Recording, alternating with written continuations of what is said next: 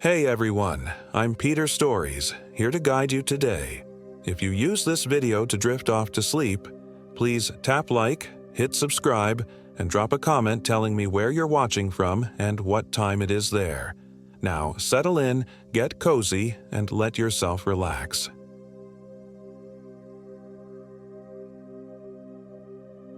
My name is Elias Wright. I'm 34 years old. This happened in October 2024, during what was supposed to be a simple weekend trip to celebrate my promotion at the architecture firm where I worked. We never should have gone to Tapping Hollow. I'd been the one to suggest the camping trip, a chance to unwind before the responsibilities of my new position began. Delaware isn't known for its wilderness, but there are pockets of isolation if you know where to look. The Tapping Hollow area in the northwestern part of the state seemed perfect. Remote enough to disconnect, but not so far that we couldn't get back to civilization if needed. There were 4 of us. Myself, my girlfriend Samantha Hayes, a pediatric nurse with a talent for remembering obscure medical facts, Greg Thornton, my college roommate turned best friend who worked as a software engineer, and Melanie Daniels, Greg's new girlfriend, a freelance photographer we'd only met a handful of times. Melanie was the outdoorsy one, having grown up with a father who took her camping nearly every weekend. The rest of us were city people, urbanites looking for a brief flirtation with nature. The drive from Wilmington took just under 2 hours. As we ventured deeper into the forest west of Hoccasin, the cell signal bars on our phones began to disappear one by one. Greg joked about being off the grid at last, but I remember feeling a slight unease. I'd grown so accustomed to being connected that the enforced isolation felt like losing a sense. The autumn foliage was at its peak. Bright crimson and burnt orange leaves created a canopy above the narrow, winding road. It would have been beautiful if not for the strange mist that had settled over the landscape, giving everything a ghostly, indistinct quality. "Did you check the weather report?" Samantha asked, peering through the fog. "I don't remember hearing about this." "It said clear skies," I replied, leaning forward over the steering wheel, trying to make out the dirt road turnoff that would lead us to our campsite. "It's just a bit of ground fog," Melanie said from the back seat. "It'll burn off once the sun gets higher." But it didn't. If anything, the mist grew thicker as we continued.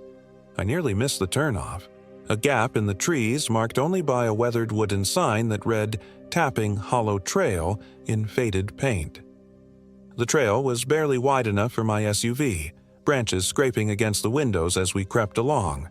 The GPS had stopped working about 5 miles back, leaving us to navigate by the crude map I'd printed out before leaving.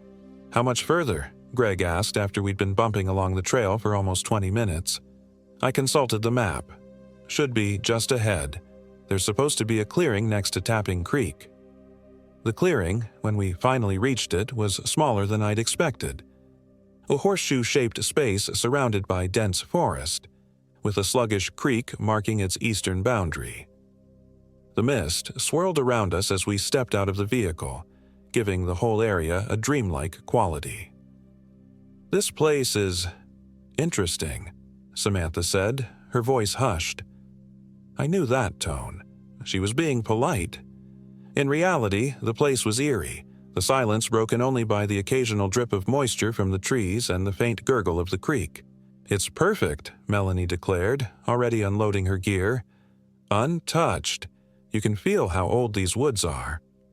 Greg and I exchanged glances but said nothing. We'd come this far, and turning back now seemed pointless. Besides, I told myself, the fog would lift, and we'd see what a beautiful spot we'd found. Setting up camp took longer than expected. The ground was surprisingly hard despite the recent rainfall, and we broke 2 tent stakes before getting our shelters secured. By the time we finished, the fading light told us evening was approaching, though it was hard to tell through the persistent mist. "I'm going to gather some firewood before it gets too dark," I announced, pulling on my jacket. "I'll come with you," Samantha said quickly, almost too quickly. I could tell the place was making her uncomfortable. "No need," Melanie cut in. "You two start unpacking the supplies. Greg and I will get the wood." Before either of us could object, Melanie was pulling Greg into the forest, leaving Samantha and me alone at the campsite. "I don't like this place," Samantha whispered as soon as they were out of earshot. "Something feels wrong." I put my arm around her. "It's just the fog and the quiet. Once we get a fire going and some food in our stomachs, it'll feel cozier." She nodded, but I could tell she wasn't convinced. To be honest, neither was I. There was something oppressive about the silence, as if the forest were holding its breath, waiting. We busied ourselves organizing the campsite, laying out sleeping bags inside the tents and arranging our cooking gear near the fire pit. A circle of stones that looked far older than any official campsite marker should have been. "How long have people been camping here?" Samantha asked, nudging one of the blackened stones with her foot. "No idea," I replied. "The website I found didn't have much information, just said it was a primitive campsite, no facilities." "Well, someone's definitely been here before." She pointed to a pile of ashes in the center of the stone circle. "Recently, too. These don't look that old." Before I could respond, we heard the crack of a branch from the direction Greg and Melanie had gone. I turned, expecting to see them returning with arms full of firewood. Instead, a man stepped into the clearing. He was tall and gaunt, dressed in worn outdoor clothing that hung loosely on his frame. A patchy beard covered the lower half of his face, and beneath a battered baseball cap, his eyes watched us with unnerving intensity. "Evening," he said, his voice unexpectedly soft. "Don't get many visitors out this way." I moved instinctively closer to Samantha, positioning myself slightly in front of her. "We're just camping for the weekend. Didn't realize this area was private property." The man's mouth twitched in what might have been a smile. "It ain't private. Tapping Hollow's public land. Just saying it's unusual to see city folk this deep in." "How'd you know we're from the city?" Samantha asked, her voice steady despite the slight tremor I could feel where her hand gripped my arm. He gestured vaguely toward our equipment. "Brand new gear, clean clothes, the way you're standing like you expect the trees to jump at you." He shrugged. "Not hard to figure." An uncomfortable silence fell. I was trying to decide whether this man was a threat or just a local who'd stumbled upon us when Greg's voice rang out from the trees. "Hey, we found a ton of dry wood under a fallen oak." Greg and Melanie emerged from the forest, arms laden with branches. They stopped short when they saw our visitor. "Oh," Greg said. "Hello." The man nodded in acknowledgement but didn't introduce himself. Instead, he turned back to me. "You folks planning to stay the night?" "That's the plan," I replied, trying to sound more confident than I felt. "Just the weekend." "Might want to reconsider," he said, his eyes drifting toward the darkening sky. "Storm's coming. These woods get real dangerous when it rains. Flash floods, mudslides, creek rises fast." Melanie stepped forward, dumping her armload of wood beside the fire pit. "We checked the forecast before coming. No rain predicted." The man made that almost smile again. "Forecasts don't mean much in Tapping Hollow. Place has its own weather." He looked at each of us in turn, his gaze lingering uncomfortably. "Own rules, too." "What's your name?" I asked, more to break the tension than out of genuine curiosity. "Locals call me Marsh," he replied. "Marsh Warner. I live about 3 miles that way." He jerked his thumb over his shoulder. "Only permanent resident in these parts?" "Is there something specific we should be worried about, Mr. Warner?" Samantha asked directly. Marsh studied her for a moment. "Just the usual. Wildlife, weather, getting lost." He paused, then added, "And her, of course." "Her?" Greg asked. "The Hollow Hag," Marsh said matter-of-factly. "Old woman who died out here 100 years ago. Some say she was a witch, cast out from her village. Others say she was just a hermit who got caught in a blizzard. Either way, folks say she still wanders these woods when the mist comes, looking for warmth." Greg snorted. "Right, a ghost story." Marsh's expression didn't change. "Believe what you want. Just don't go wandering off alone, especially at night. And if you hear singing, ignore it, no matter how pretty it sounds." With that cryptic warning, he nodded once more and turned to leave. "Wait," I called after him. Is there a ranger station or anything nearby, in case of emergency? No stations, he replied without turning around. No cell service either. You need help, you can try to make it to my cabin. Follow the creek downstream about 3 miles. Can't miss it. Then he was gone, swallowed by the forest and the mist. The 4 of us stood in silence for a moment. Well, that was straight out of a horror movie, Greg finally said, laughing nervously. He seemed concerned for our safety, Samantha pointed out. Or he was trying to scare us off, Melanie countered. Probably comes up here to hunt illegally or grow weed or something. I wasn't sure what to think. Marsh hadn't seemed threatening exactly, but there was something unsettling about him. About this whole place, if I'm being honest. Let's just get the fire started, I suggested. I'm freezing. The fire was reluctant to catch, the wood hissing and smoking more than burning despite being relatively dry. When it finally took hold, the flames cast long dancing shadows across the clearing. We cooked a simple dinner of hot dogs and beans, trying to recapture the cheerful camping spirit that had driven us here in the first place. As night fell completely, the fog seemed to thicken, pressing in around our little circle of firelight. The forest sounds, insects, birds, the rustle of small animals that should have accompanied twilight were notably absent. Instead, there was only the crackle of our fire and the occasional drip of moisture from the trees. We told stories and roasted marshmallows, stubbornly ignoring the oppressive atmosphere. Greg broke out a flask of whiskey and we passed it around, the alcohol warming us from within and loosening some of the tension that had settled over the group. So, what do you think of Marsh's ghost story? Greg asked, his words slightly slurred. The hollow hag? Local color, Melanie replied dismissively. Every small town has its boogeyman. I don't know, Samantha said, staring into the fire. There might be some truth to it. I did some research on this area before we came. There are old newspaper articles about disappearances in these woods dating back to the 1920s. People get lost in the wilderness all the time, Melanie said. True, Samantha conceded, but there was a pattern to some of them. Always during foggy weather, always in October. A chill that had nothing to do with the evening air ran down my spine. You're just trying to freak us out, I accused, trying to keep my voice light. Samantha shrugged. Believe what you want. I'm just saying, maybe we should take Marsh's advice and stick together.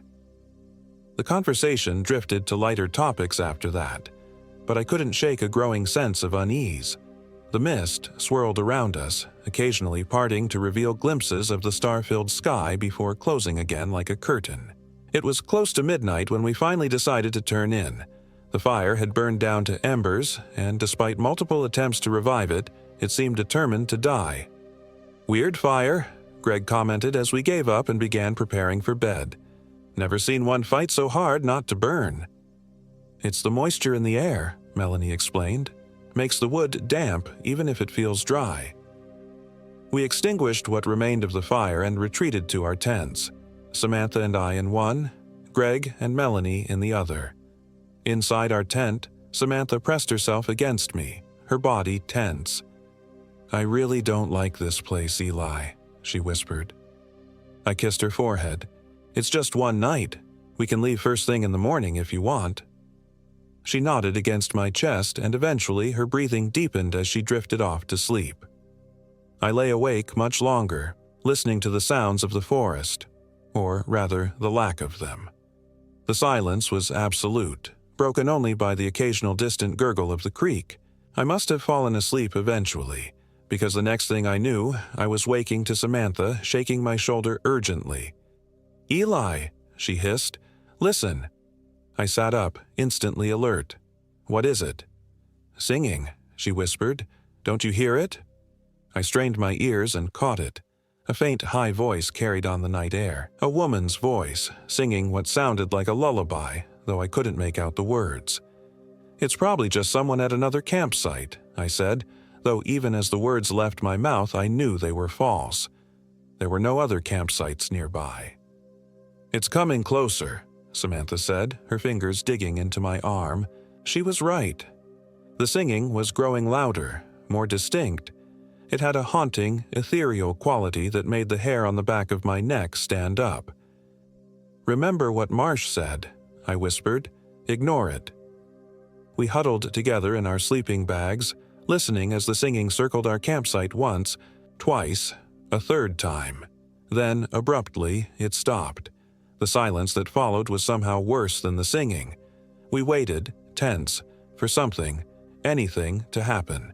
A scream shattered the night. It came from Greg and Melanie's tent, a raw, terrified sound that cut off as suddenly as it had begun. "Greg?" I called out, my voice strangled. "Melanie?" No response. I fumbled for the flashlight beside our sleeping bags, my hand shaking so badly I nearly dropped it. Samantha clutched at my arm. "Don't go out there," she pleaded.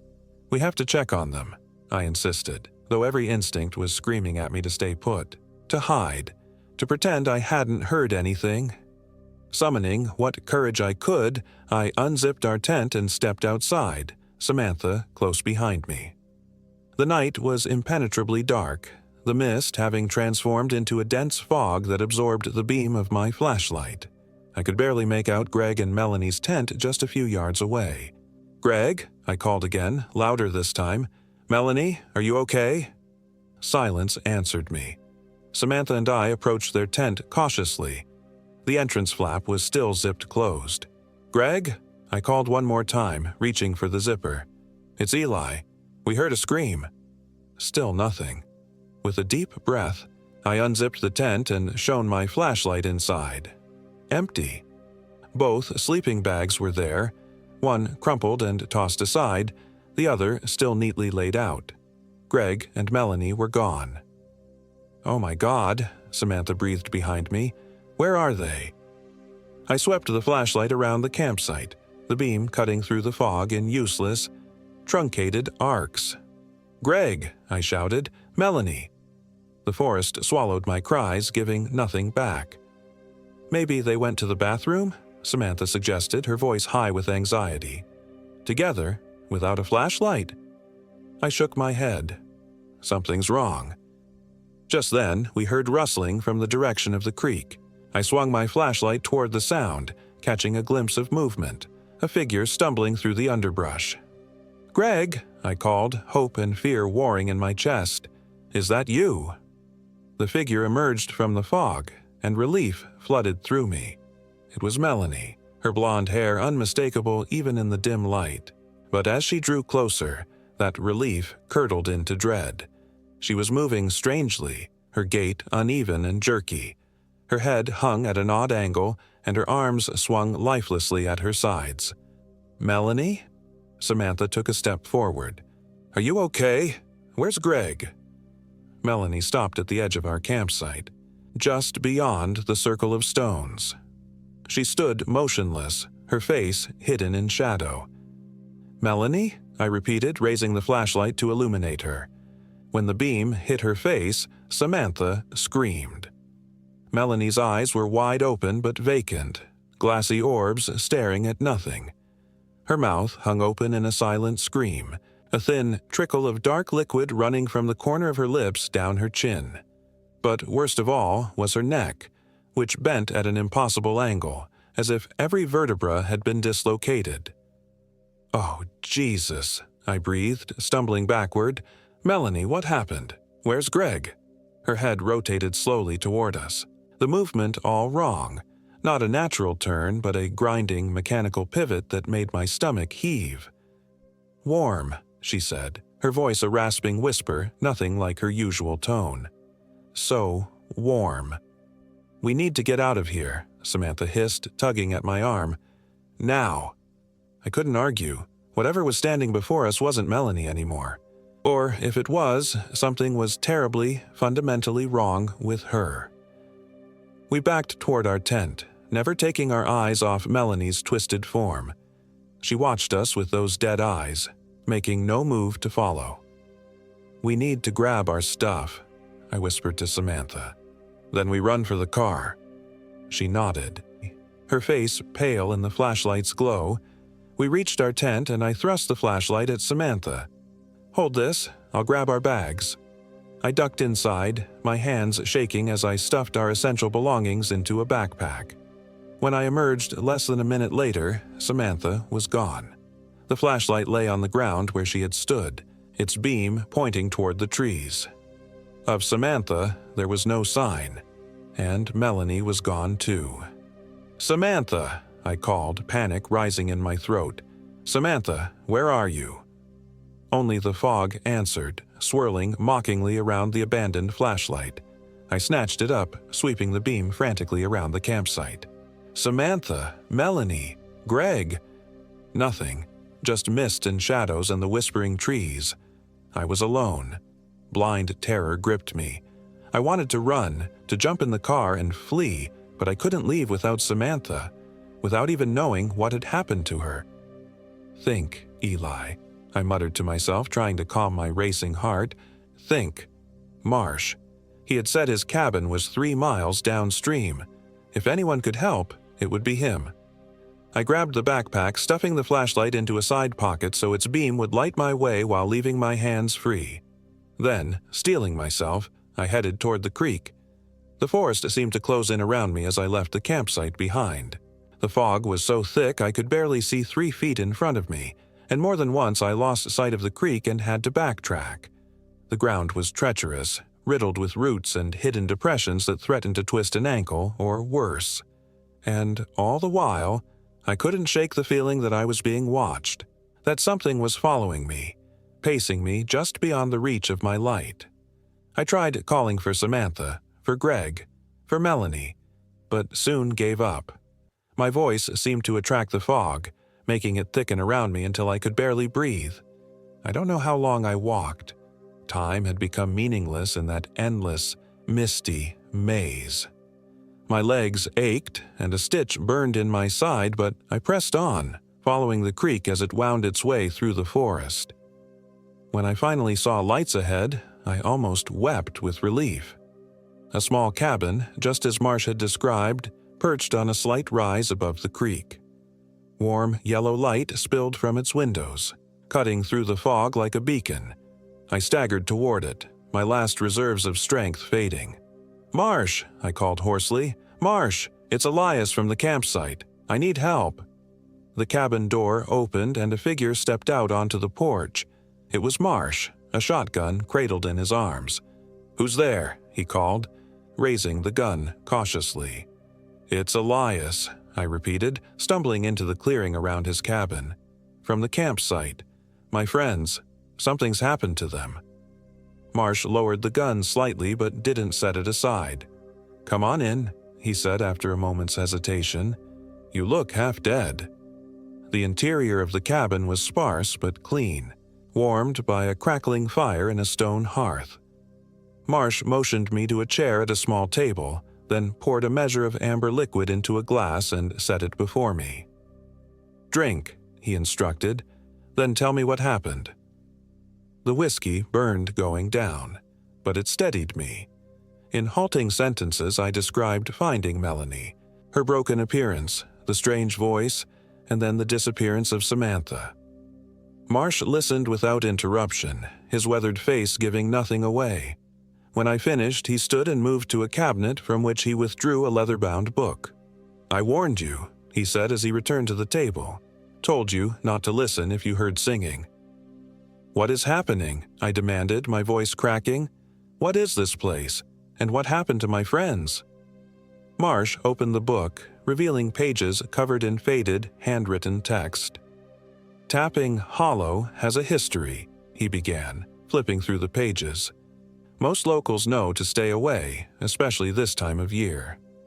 "What time of year?" "The dying time," Marsh replied, "when summer's heat gives way to winter's cold, when the veil between worlds thins." He found the page he was looking for and turned the book so I could see it. "When she hunts." The page showed a crude drawing of a woman, her body bent and twisted, her hands ending in what looked like claws. Beneath the drawing was a name, Abigail Thorne, the Hollow Hag. "This is ridiculous," I said, though my voice lacked conviction. "Ghost stories won't help me find my friends." "Not a ghost," Marsh corrected. Something older, something that was here before the settlers came, before this place had a name. The Native Americans knew about it. They called it the Hunger in the Mist. The early settlers thought it was a witch, named her Abigail Thorne. He shrugged. Names don't matter much to it. What matters is that every October, when the mist rises, it wakes and it feeds. Feeds on what? I asked, though I already knew the answer. Heat, life, souls, if you believe in that sort of thing. Marsh closed the book. It takes a form that lures people. A singing woman, a lost child, a wounded animal. Once it has your attention, it takes you. Then it wears you like a suit, using your appearance to lure others. The image of Melanie, her neck twisted and her eyes lifeless, flashed in my mind. You're saying that wasn't Melanie I saw? That something was wearing her? I'm saying Melanie is gone, Marsh replied bluntly. And your other friends probably are too. I buried my face in my hands, the horror of it all overwhelming me. This can't be happening. Been happening for a long time, Marsh said. That's why no one comes to Tapping Hollow anymore. That's why there's no ranger station, no marked trails. The state wants people to forget this place exists. Then why are you here? I asked, looking up at him. Why live in a place like this? A sad smile crossed Marsh's face. Someone has to keep watch, to warn folks who wander in, to remember those who don't wander out. Like your wife, I guessed, noticing for the first time the silver frame on the mantelpiece holding a photograph of a smiling woman. Marsh's expression hardened. 27 years ago, before the state closed the area off, we were camping, just like you and your friends. He took a deep breath. I went to get more firewood. When I came back, she was gone. Spent the night searching. Found her the next morning by the creek, cold as ice, her neck broken like she'd fallen from a great height. I'm sorry, I whispered. Wasn't until a year later that I saw her again, Marsh continued as if I hadn't spoken. Standing at the edge of our campsite, singing our song. That's when I knew what was happening in these woods. That's when I decided to stay. My mind was reeling. Part of me still wanted to reject everything Marsh was saying, to insist that there had to be a rational explanation, that Melanie had suffered some kind of accident or medical emergency, that Samantha and Greg had gone looking for help. But I couldn't deny what I'd seen, what I'd felt in those woods. We need to find Samantha, I said, standing up so abruptly that my chair toppled over. And Greg, they might still be alive. Sit down, son, Marsh said firmly. Ain't nothing to be done for them now. How can you say that? I demanded. We have to try. I have tried, Marsh replied, his voice rising. For 27 years I've tried. You think you're the first person to come in here talking about missing friends? Missing family? I've led search parties, hired trackers, brought in dogs. Nothing helps. Once it takes someone, they stay taken. Then what am I supposed to do? I asked, desperation clawing at my throat. Just accept that they're gone? That I'll never see Samantha again? Marsh didn't answer immediately. He moved to the window, staring out into the fog-shrouded night. Dawn's coming in a few hours, he finally said. The mist usually retreats during the day. That's your window to get out of here. I'm not leaving without them, I insisted. Then you'll die with them, Marsh said bluntly. It's strongest at night, but it doesn't sleep. It's out there right now, waiting, using their voices, their faces to draw you in. As if summoned by his words, a faint sound drifted through the cabin walls. A woman's voice, calling my name. Eli? Eli, where are you? I'm scared. My heart nearly stopped. It was Samantha's voice, clear as day. Don't, Marsh warned, grabbing my arm as I moved toward the door. It's not her. Eli, please. The voice grew more desperate. Help me. I pulled away from Marsh. I have to see. I have to know. Damn fool, Marsh muttered, but he reached for his shotgun. Wait then, let me come with you.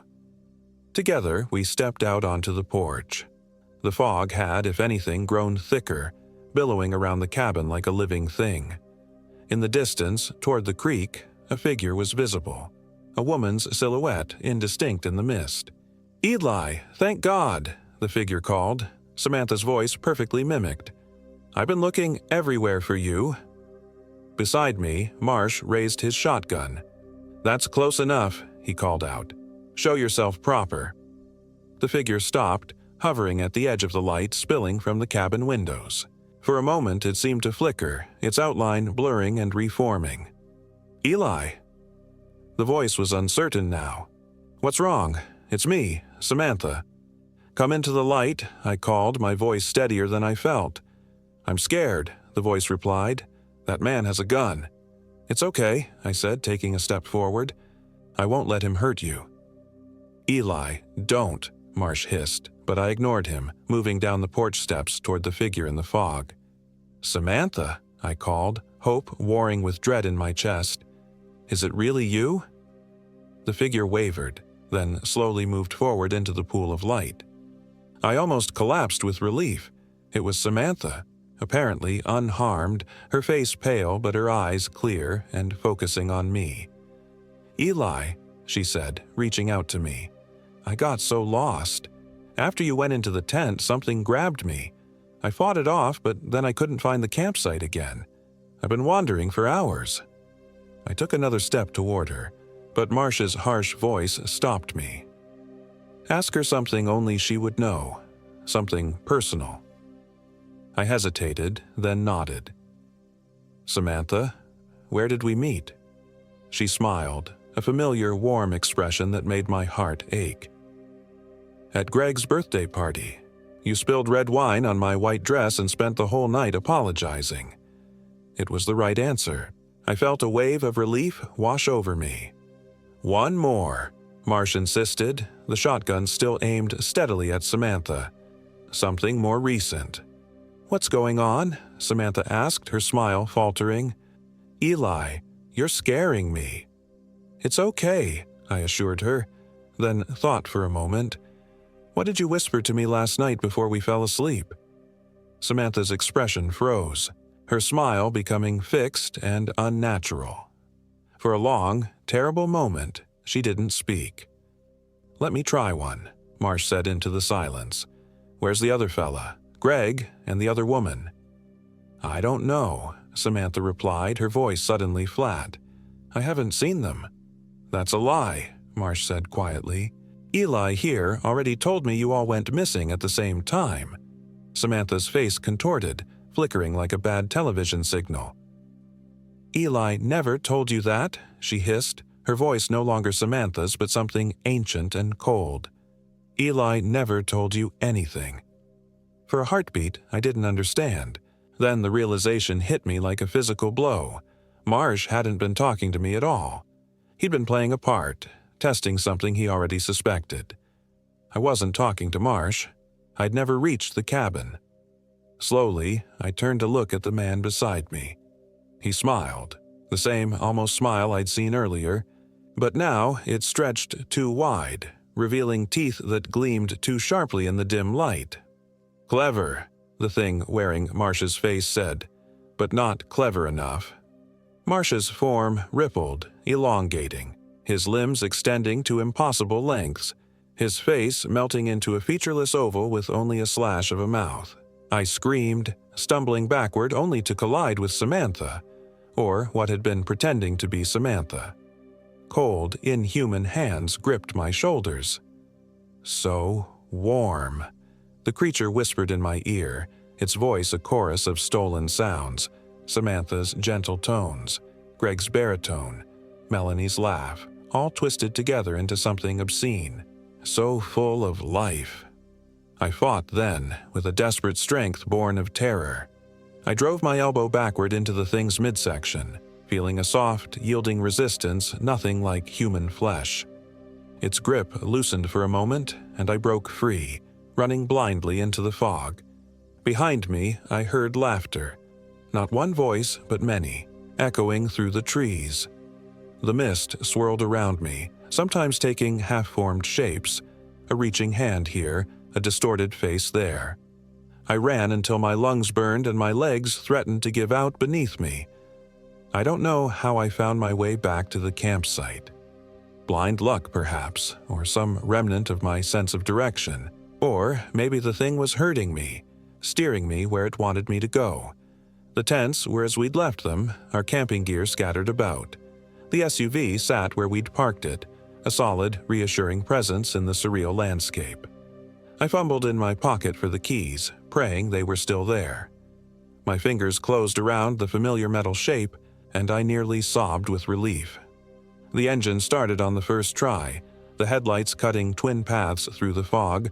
I threw the SUV into reverse, then froze as the beams illuminated a figure standing directly behind the vehicle. It was Marsh. The real Marsh this time, I was certain. He looked tired, his eyes hollow with an old sorrow. "You can't outrun it," he called, his voice barely audible through the closed windows.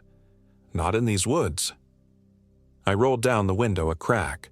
"What do I do?" I asked, desperation making my voice crack. "Follow the main road," he replied. "Don't stop for anything or anyone. No matter what you see or hear, don't look in the rearview mirror. And most important," he stepped closer, his face grave in the headlight's glow, "don't let it inside your head." "What do you mean?" "It'll try to make you doubt yourself, make you think you're already dead, or that your friends are still alive if you just turn back. Don't listen." His eyes, shadowed and haunted, held mine. "The moment you start believing it, you're lost." I nodded, my hands shaking on the steering wheel. "What about you? Come with me." Marsh shook his head. "My place is here. Always has been." He stepped back from the vehicle. "Now go. Dawn's coming, but it might not be soon enough." I didn't need more encouragement. I threw the SUV into reverse, backing carefully around Marsh, then shifted into drive and accelerated down the narrow track that had brought us here. The fog seemed determined to slow me down, pressing against the windshield so thickly that even with the high beams on, visibility was reduced to a few yards. I crawled along, terrified of missing a turn or driving off the path entirely. As I drove, I tried not to think about Samantha, about Greg and Melanie, about what might have happened to them in their final moments, about whether they were truly gone or trapped somehow in the mist, their essences feeding whatever ancient hunger haunted Tapping Hollow. The journey out felt 10 times longer than the drive in. Every shadow seemed to move, every tree branch reaching like a grasping hand. More than once I thought I saw figures in the fog. A woman walking alongside the road, a man standing in the middle of the path, only to vanish as the headlights reached him. A child, impossibly, sitting on a branch overhanging the trail, watching me pass with eyes that reflected the light like an animal's. And all the while, whispers seemed to filter through the vents, even with the windows closed tight. Fragments of sentences, familiar voices calling my name, begging me to stop, to wait, to turn back. "Eli, please don't leave me here. Eli, it hurts. Help me. Eli, I'm right behind you. Just stop and look." I gripped the steering wheel until my knuckles turned white, focusing on the narrow strip of road illuminated by my headlights. Don't stop. Don't look back. Don't believe. The digital clock on the dashboard read 5:17 a.m. when I finally reached the paved road. The fog was beginning to thin, the first hint of dawn lightening the eastern sky. I turned toward civilization and pressed the accelerator, the SUV leaping forward as if as eager as I was to leave Tapping Hollow behind. By the time the sun breached the horizon, I was miles away, the forest nothing but a dark line in my rearview mirror. The fog had disappeared entirely, burned away by the morning light. In the harsh clarity of day, the events of the night before seemed almost dreamlike, too fantastic to be real, but the empty passenger seat beside me was real enough. The absence of my friends was real, and the hollow, aching fear in my chest was very real indeed.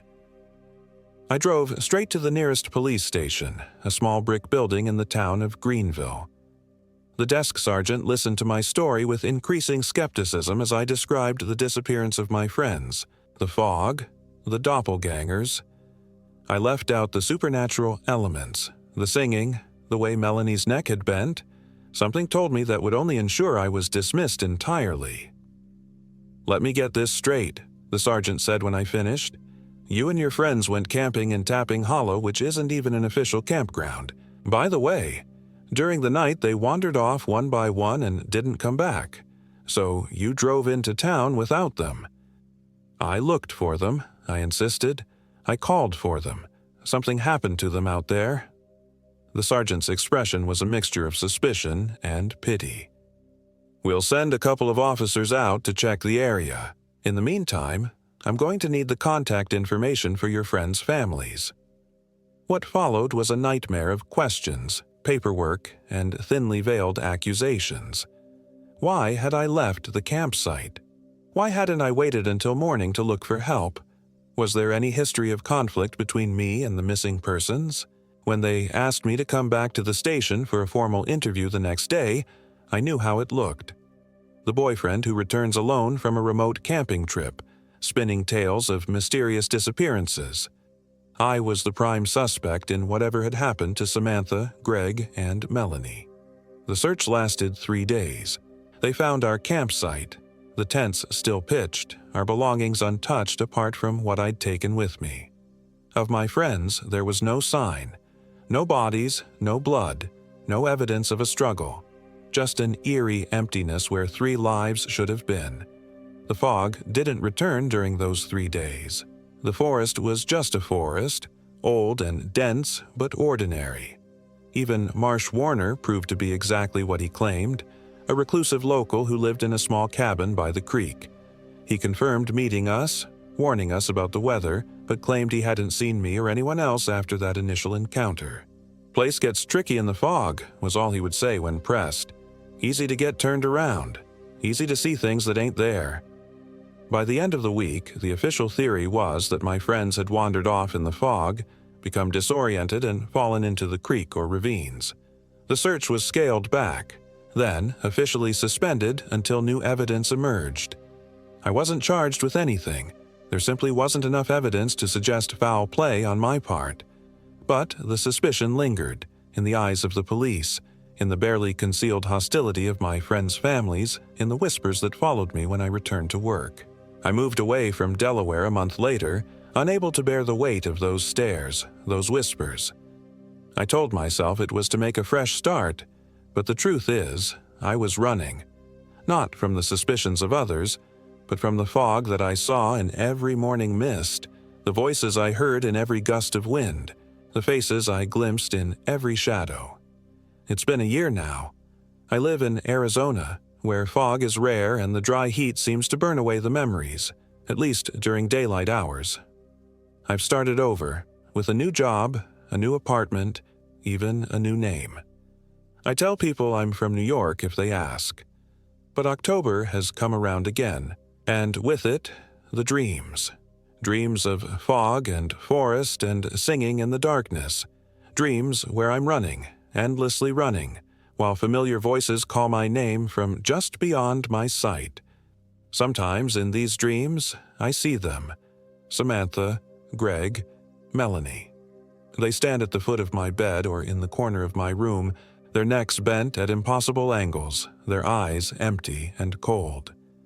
They reach for me with pale hands, calling me back to Tapping Hollow. "So warm," they whisper, "so full of life." I wake from these dreams drenched in sweat, my heart racing, the echo of their voices still ringing in my ears. For a moment, just a moment, I'm certain there's a figure standing in the darkest corner of my bedroom, watching me with patient, hungry eyes. But then I blink, and it's gone. Just shadows and imagination. Nothing more. At least that's what I tell myself. Last night, though, something changed. I dreamed of Tapping Hollow again, of the fog and the forest. But this time, I wasn't running. I was standing by the creek, watching as 4 figures emerged from the mist. A man with a dog, a woman I didn't recognize, and a couple holding hands. They were setting up camp, laughing, unaware of what waited in the fog. I tried to call out. to warn them, but no sound came from my mouth. I could only watch as night fell, as the mist thickened, as a soft, distant singing began. One of them, the woman, cocked her head, listening.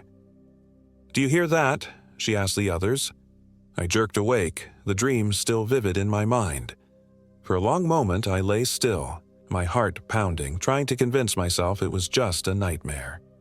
Then my phone rang. It was an Arizona number, but not one I recognized. I almost didn't answer. Now, I wish I hadn't. "Mr. Wright?" a woman's voice asked when I picked up. "Elias Wright?" I haven't used that name in months. I nearly hung up. "Who is this?" I demanded. "My name is Detective Laura Reyes, Coconino County Sheriff's Department," the voice replied. "I'm calling because your name and phone number were found in a vehicle abandoned near Flagstaff 3 days ago, belonging to a Karen Winters." I didn't recognize the name. "I think you have the wrong person," I said. "I don't know anyone by that name." "That's strange," the detective said, "because she and 3 companions apparently told several people they were meeting you for a camping trip. We've been trying to locate them since their vehicle was found, but so far, there's been no sign of any of them." My blood ran cold. What was the weather like when they disappeared? There was a pause on the other end. "Foggy," Detective Reyes finally said. "Unusually heavy fog for this area. Why do you ask?" I didn't answer. I couldn't, because at that moment, I noticed something on my nightstand that hadn't been there when I went to sleep. A small, smooth stone, dark with moisture, as if it had just been plucked from a creek bed. And in the corner of my bedroom, just visible from the corner of my eye, a figure stood watching. I didn't need to turn to know who it was, or what it was. "Mr. Wright?" The detective's voice seemed to come from very far away. "Are you there, Mr. Wright?" But I couldn't respond. All I could do was listen to the soft, gentle singing that had begun to fill my apartment. A beautiful, haunting melody that seemed to call from everywhere and nowhere at once. And as the fog begins to seep under my door, curling across my floor like grasping fingers, I understand at last. I never escaped Tapping Hollow at all. Or perhaps Tapping Hollow never escaped me. It's in my head now. It's been there all along, and it's hungry. So if you're reading this, if you somehow find this account, take my advice. Stay away from the fog. Don't listen to the singing, no matter how beautiful it sounds. And if you ever find yourself near a place called Tapping Hollow, turn around, drive away, don't look back, because once it knows your name, once it's tasted your fear, it never really lets you go, and it's so very, very patient.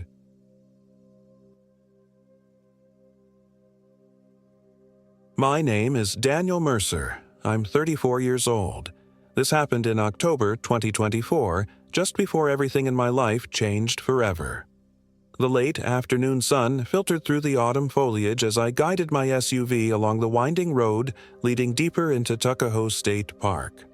Delaware isn't known for its wilderness, but this remote corner of Sussex County somehow managed to remain largely untouched. My golden retriever, Scout, sat in the passenger seat, his nose pressed against the window, tail thumping against the leather upholstery. "Almost there, buddy," I said, reaching over to scratch behind his ears. I needed this trip. After finalizing my divorce from Elaine 3 months ago, I'd thrown myself completely into my work at the architectural firm. 60-hour weeks had become my norm, a desperate attempt to keep my mind occupied. But when my boss, Marcus, noticed the dark circles under my eyes and my increasingly short temper, he'd practically ordered me to take a week off. "Go somewhere without cell service," he'd said. "Seriously, Dan, disconnect before you burn out completely." So here I was, heading to one of the most isolated camping areas in Tuckahoe State Park, a place called Hickory Hollow. According to the park ranger I'd spoken to before setting out, it was a primitive campsite nestled in a valley surrounded by old-growth forest. No designated campsites, no facilities beyond a single rustic outhouse, and, most importantly, No cell service. Perfect. The road narrowed as I continued driving, branches occasionally scraping against the sides of my vehicle. The GPS signal had grown increasingly unreliable over the past 20 minutes, but I wasn't concerned. The ranger had given me clear directions. Follow the main park road until it ends, then take the unmarked dirt trail to the east for about 3 miles. The hollow would open up before me. When the paved road finally ended, I shifted into four-wheel drive and turned onto the rough trail. The SUV bounced and jolted over exposed roots and deep ruts, forcing me to slow to a crawl. Scout whined, either from excitement or nerves. It was always hard to tell with him. Just a little further, I assured him, though I was starting to wonder if I'd made a wrong turn. The trail seemed to be getting narrower, the forest pressing in from both sides. Just as I was considering turning around, the trees suddenly parted, revealing a sweeping vista that took my breath away. Below me lay a broad hollow, rimmed by steep, forested hillsides ablaze with autumn colors. A small, dark lake gleamed in the center, reflecting the late afternoon sky. It was stunning and completely deserted, just as the ranger had promised. I carefully navigated down the slope until I reached a relatively flat area about 50 yards from the lake's edge, perfect for setting up camp. As soon as I cut the engine, Scout began pawing at the door, eager to explore. Hold on, I laughed, grabbing his leash from the back seat. The last thing I needed was for him to tear off after some wildlife and get lost in the woods. The air was crisp and sweet with the scent of fallen leaves and earth. I took a deep breath, already feeling the tension in my shoulders beginning to ease. This was exactly what I needed: solitude, nature, and time to clear my head. I let Scout drag me around the perimeter of our campsite while I surveyed the area, looking for the best spot to pitch my tent. That's when I noticed something odd. At the far edge of the hollow, partially hidden by a cluster of gnarled oak trees, stood what appeared to be the remains of a small cabin. Its weathered, gray timbers blended so well with the surrounding forest that I'd missed it at first glance. Curious, I tugged Scout's leash and headed toward it. As we approached, I could see that the cabin was in an advanced state of decay. The roof had partially collapsed and one wall had crumbled entirely, leaving the interior exposed to the elements. It couldn't have been inhabited for decades, maybe longer. "Hello," I called out just to be safe. My voice echoed across the hollow, but there was no response. Scout, however, stiffened beside me, a low growl rumbling in his throat. "What is it, boy?" I asked, suddenly alert. Scout was generally friendly to a fault, so his reaction was concerning. He continued to growl, hackles raised, staring fixedly at the darkened interior of the ruined cabin. I tugged at his leash, suddenly uneasy, but he planted his feet, refusing to move. "Scout, come on," I said more firmly, managing to pull him away. He kept looking back over his shoulder as we retreated, still growling softly. I decided to set up camp on the opposite side of the hollow, as far from the cabin as possible while still remaining close to the lake. As I unloaded my gear from the SUV, I couldn't shake the feeling that I was being watched. More than once, I caught myself scanning the tree line, searching for what? I wasn't sure. Scout seemed to have calmed down, but he stayed unusually close to my side as I hammered in tent stakes and gathered wood for a fire. By the time dusk fell, I had a comfortable camp established. A 4-person tent, luxurious for just me and Scout, a roaring campfire, and dinner simmering in a pot suspended over the flames. The hollow had grown quiet except for the occasional hoot of an owl and the crackling of my fire. Scout lay beside me, head on his paws, seemingly at ease now. As I stirred the beef stew I'd prepared, movement at the edge of my vision caught my attention. I turned quickly, peering into the gathering darkness beyond the circle of firelight. Nothing. "Getting jumpy already, Dan," I muttered to myself, returning my attention to dinner. But Scout had noticed something too. He was on his feet, staring in the same direction, though he wasn't growling this time. I grabbed my flashlight and shone it toward the trees. The beam cut through the darkness, illuminating trunks and underbrush, but nothing unusual. Still, an inexplicable unease had settled over me. I told myself it was just the natural apprehension of being alone in an unfamiliar wilderness as night fell. After dinner, I secured our food in the bear canister and placed it a good distance from the tent. Not that black bears were particularly common in Delaware, but better safe than sorry. Scout and I retreated to the tent, where I read for a while by lantern light before finally turning in for the night, my dog curled up at my feet. I slept fitfully, waking several times to unfamiliar sounds, branches snapping, something that sounded like distant whispers, and once, what I could have sworn was a woman's voice calling my name. Each time, Scout was awake too, head raised, ears pricked forward, listening intently, but he never barked or growled, which I told myself was a good sign. If there was real danger, surely he would alert me. When morning finally came, I unzipped the tent to find a dense fog had settled over the hollow. It hung over the lake and wound between the trees like something alive, reducing visibility to just a few yards. Scout bounded out, seemingly having forgotten his unease from the night before, and I followed more cautiously, stretching my stiff muscles. The fire had died during the night, leaving only cold ashes. I knelt to rebuild it, planning to make coffee, when I noticed something that sent a chill down my spine despite the mild morning air.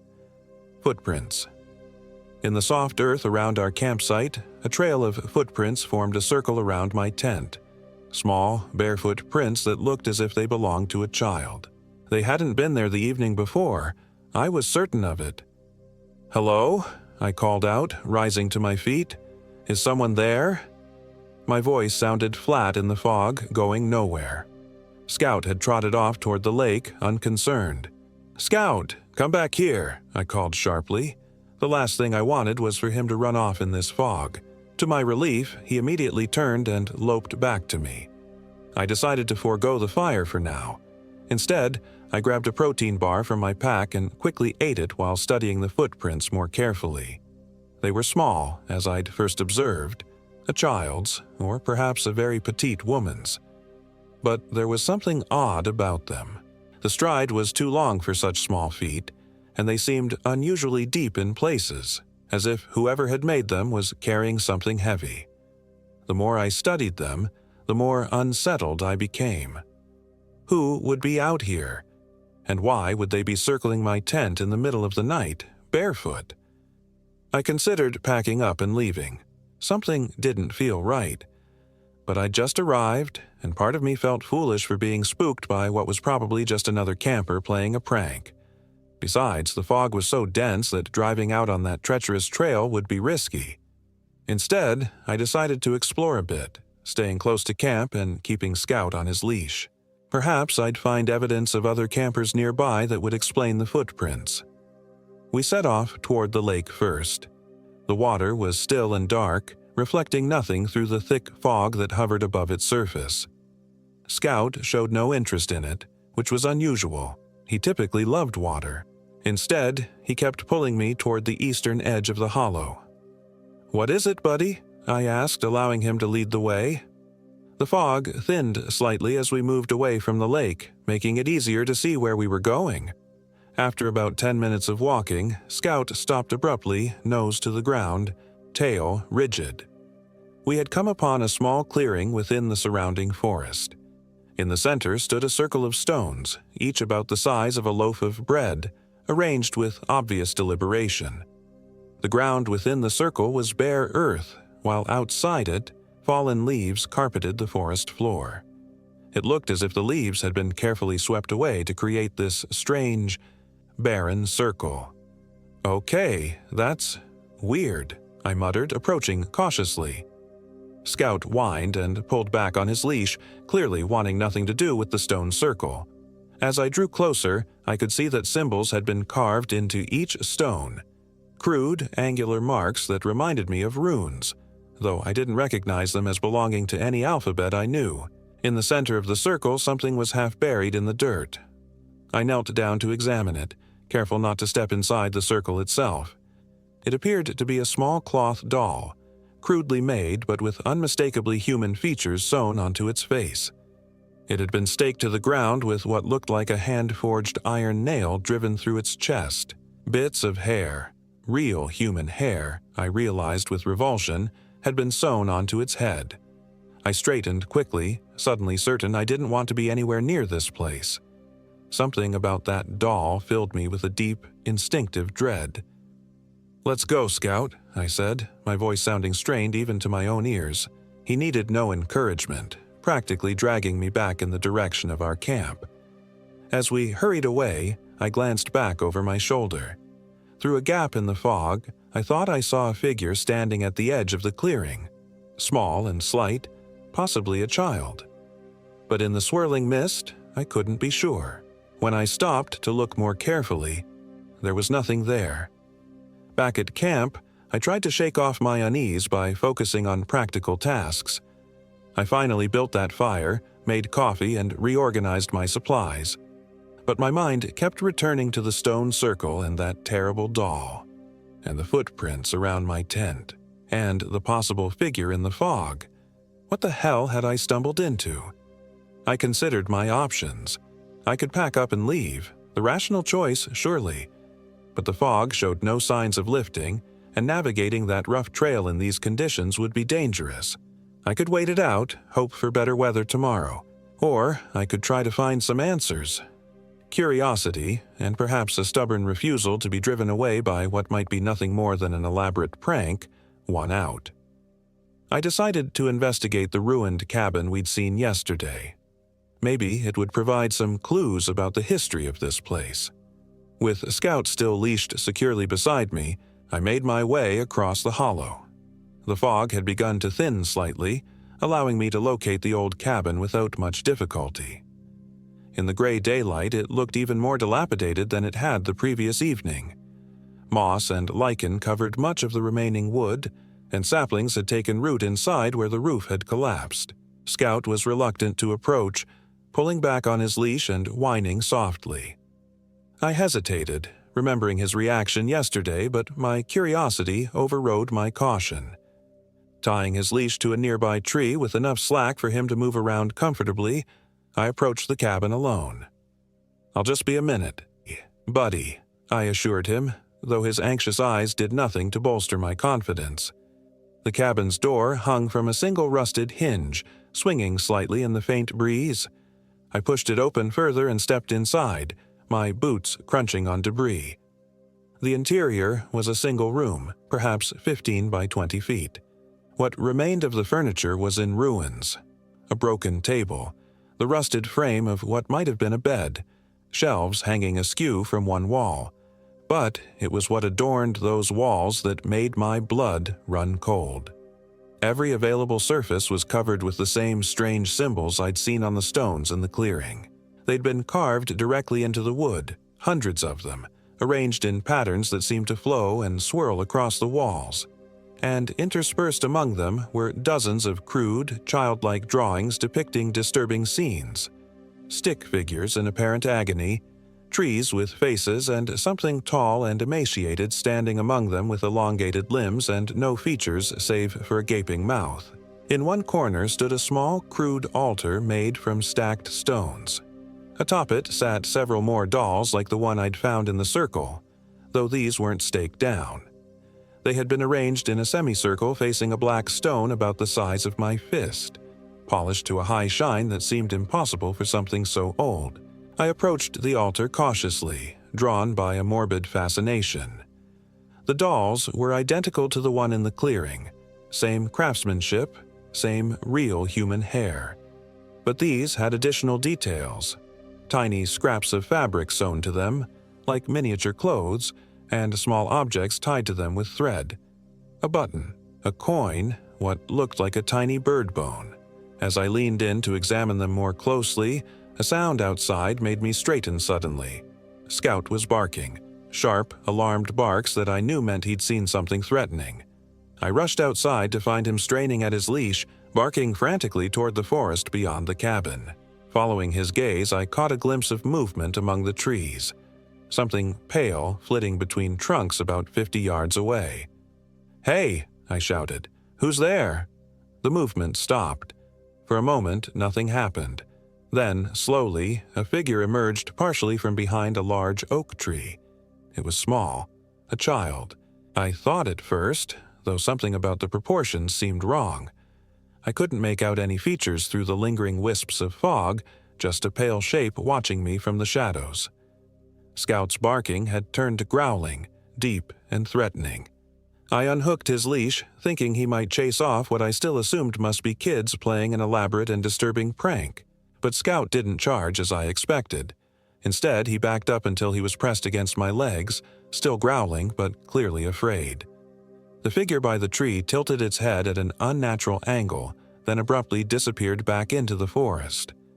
"Okay, that's it," I said aloud, my heart pounding. "We're getting out of here." We hurried back to our campsite. Scout staying so close he nearly tripped me several times. I began throwing my gear haphazardly into the SUV, no longer concerned with proper packing. The tent could stay for all I cared. I just wanted to leave. As I worked, the fog began to thicken again, rolling in from the lake in dense waves.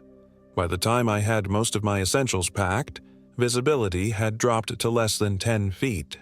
I could barely see the hood of my own vehicle from the driver's side door. "Great," I muttered, hesitating with my hand on the door handle. Driving out in these conditions would be extremely dangerous, especially on that rough, narrow trail with steep drop-offs on one side. I stood there, caught in indecision, when Scout suddenly went rigid beside me. A low growl started deep in his chest, his eyes fixed on something in the fog behind me. Slowly, I turned. At first, I saw nothing but swirling gray. Then, gradually, shapes began to emerge. Small, indistinct figures moving through the mist, circling our campsite. I counted 7 of them, moving with an odd, shuffling gait. "Who's there?" I called out, my voice cracking slightly. "This isn't funny." The figures stopped moving. For a long, terrible moment, nothing happened. Then, as if at some unheard signal, they began to advance toward me. As they drew closer, the fog seemed to thin around them, allowing me to see them clearly for the first time. What I saw defied comprehension. They looked like children. Small, with the proportions of children perhaps 8 to 10 years old. But their skin was gray and mottled, hanging loosely in places as if it were a size too large. Their limbs bent at odd angles as they moved, like marionettes controlled by an unskilled puppeteer. And their faces... God, their faces were wrong. The features were crude approximations of human faces, with misaligned eyes of different sizes, mouths that were too wide and filled with irregular teeth, and no noses, just oval openings in the center of their faces. They wore simple, ragged clothes that might have once been white but were now stained with dirt and what looked horribly like dried blood. Some clutched objects in their twisted hands, sticks, stones, what appeared to be animal bones. I backed up against my SUV, fumbling behind me for the door handle. Scout's growls had turned to whimpers of terror. "Stay back," I shouted, though I knew instinctively that whatever these things were, they wouldn't respond to commands or threats. They continued their approach, moving in perfect unison now, their blank eyes fixed on me. The air temperature seemed to plummet, my breath suddenly visible in front of my face. I managed to get the door open and shoved Scout inside before practically diving in after him.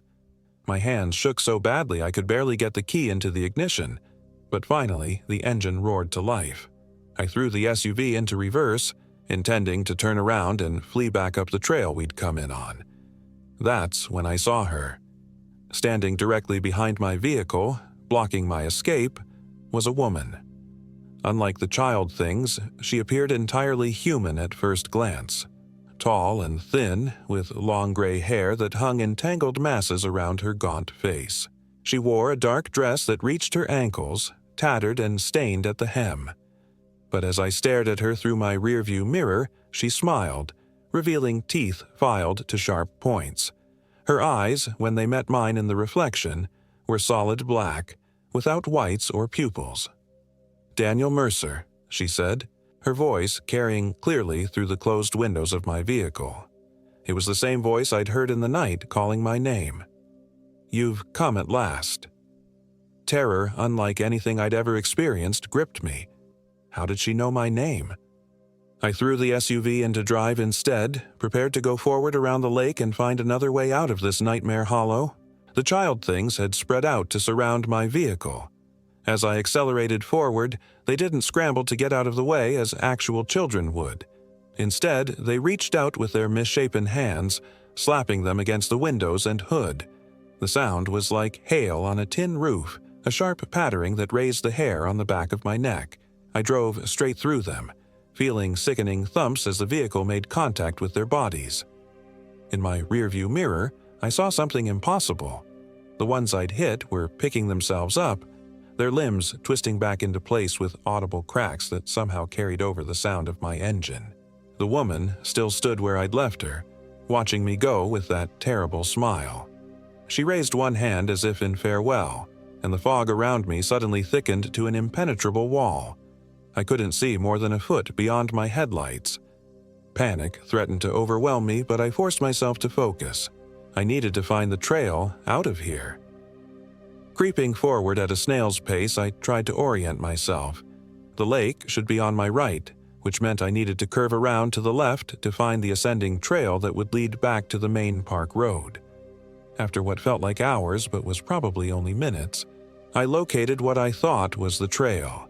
It was narrower than I remembered and seemed to lead more directly uphill, but in my desperate state, I took it.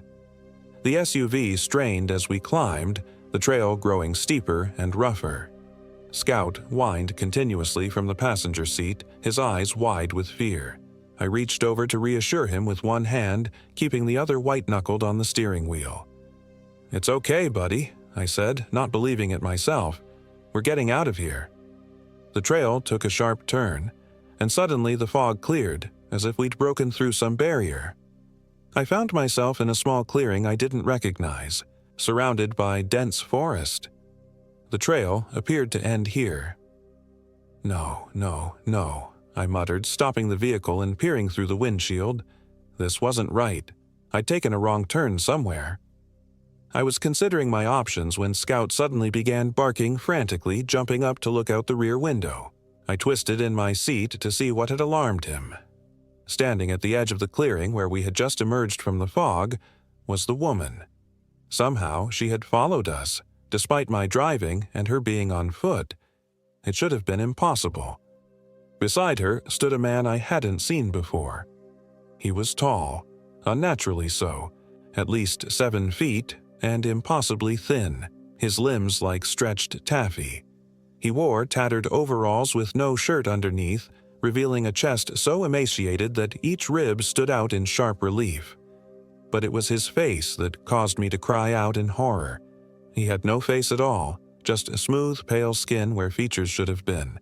"That's him, Harold," the woman said, her voice carrying across the clearing as if she were speaking directly into my ear.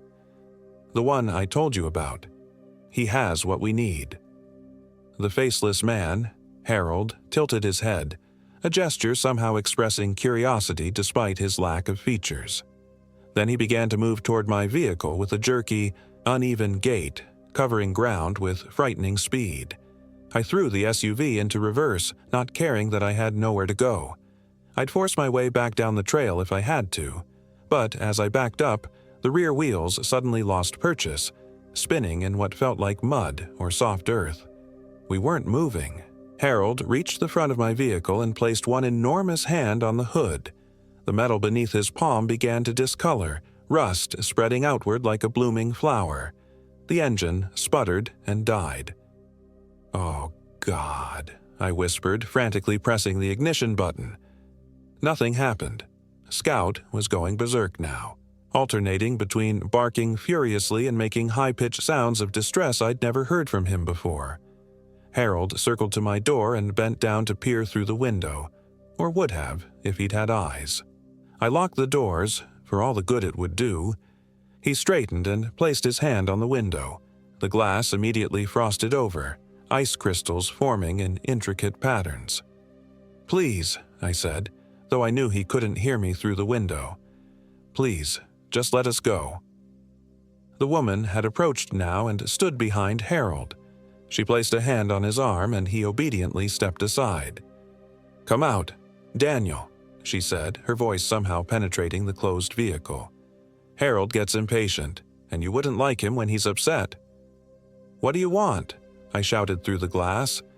She smiled again, those pointed teeth gleaming. "I want to make a trade. Something you have for something you want." "I don't have anything you could possibly want." "Oh, but you do," she replied, her black eyes glittering. "Every person has something precious. For some, it's their health. For others, their sanity. For you, well, we'll find out what you value most, won't we?" Harold placed his hand on the roof of my SUV, and the metal began to groan, buckling inward as if under enormous pressure. "Stop!" I yelled. "I'll come out. Just stop!" The pressure immediately ceased. I looked at Scout, who was huddled against the passenger door, trembling. I couldn't leave him behind, but I was terrified of what might happen to him outside. Slowly, I opened my door and stepped out, keeping the vehicle between me and the woman and her faceless companion. Scout surprised me by leaping across the seat and following me out, pressing himself against my legs but facing our tormentors with a courage I wished I could match. "There you are," the woman said, as if I'd simply been late to an appointment. "My name is Agnes Thorne. You're on my land." "I'm sorry," I said, trying to keep my voice steady. "I didn't know. The park ranger told me this area was part of Tuckahoe State Park." Agnes made a dismissive gesture. "The park boundary ends at the ridge. This hollow has always been Thornland, since before your government drew its imaginary lines." She took a step closer, and it took everything I had not to back away. "But you're here now, and that's what matters. You've been expected." "Expected? I don't understand." "No, you wouldn't." Her voice had taken on a sing-song quality that was somehow more terrifying than her previous tone. "But Harold has been waiting so very long for someone like you. Haven't you, Harold?" The faceless man nodded, an eerily human gesture from such an inhuman figure. What does he want from me?" I asked, though I wasn't sure I wanted to know the answer. Agnes tilted her head, studying me with those bottomless black eyes. "Harold lost his face, you see, many years ago. I've tried to help him. The children try to help, but none of us can give him what he truly needs." Her smile widened impossibly. "A face, a real, living face." Ice seemed to flood my veins. That's insane. You can't just take someone's face." "Oh, but we can," Agnes replied calmly. "We have before. But those faces never last long. They rot. We need someone special, someone with the right essence." She reached out and touched my cheek with one bony finger. Her skin was ice-cold and rough, like tree bark. "Someone like you." I jerked away from her touch. Scout growled, baring his teeth at Agnes. "Protective, isn't he?" she observed. "Dogs always know. They sense what we are." "And what are you?" I asked, immediately regretting the question. Agnes laughed, a sound like dry leaves scraping across stone. "We are the Hollow. The Hollow is us.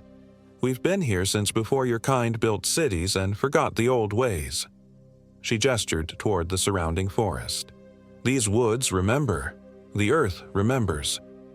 Harold had begun to circle around the SUV, moving to cut off any potential escape route. I glanced frantically around the clearing, looking for any path I might take. There was nothing but dense forest in all directions. No trails, no obvious way out. "You're frightened," Agnes said, not unkindly. "That's natural, but it needn't be painful. In fact, I'm prepared to offer you a choice." "A choice?" My voice was barely a whisper now. She nodded. "Harold can take your face, your essence. It will be unpleasant, but quick." Her black eyes flicked to Scout. who was still growling at her side. Or he can take the dog's life force instead. Not as satisfying, not as lasting, but it might buy Harold enough time to find another suitable donor, and you would be free to go. Horror washed over me in a sickening wave. She was asking me to sacrifice Scout to save myself. No, I said immediately, my hand going to Scout's head. Absolutely not. Agnes shrugged. As you wish, Harold. The faceless man lunged forward with shocking speed. I barely had time to shove Scout behind me before Harold's cold hands closed around my upper arms. His grip was like iron, and the chill of his touch penetrated through my jacket, raising painful blisters on my skin. Scout launched himself at Harold, teeth bared, going for the creature's leg. But one of the child things had appeared from nowhere and intercepted him, wrapping its twisted arms around my dog's middle and dragging him away despite his frantic struggles. "No!" I shouted, fighting against Harold's grip. "Leave him alone!" "He'll be unharmed," Agnes assured me, stepping closer. "As long as you cooperate. We have no quarrel with the animal." Harold was drawing me closer to his blank face, close enough that I should have felt his breath. But there was nothing. No warmth. No sign of respiration. Just an emptiness that seemed to pull at me, as if the space where his face should have been was a vacuum trying to draw something out of me. I struggled with renewed desperation, but it was like fighting against a statue. Harold didn't budge an inch.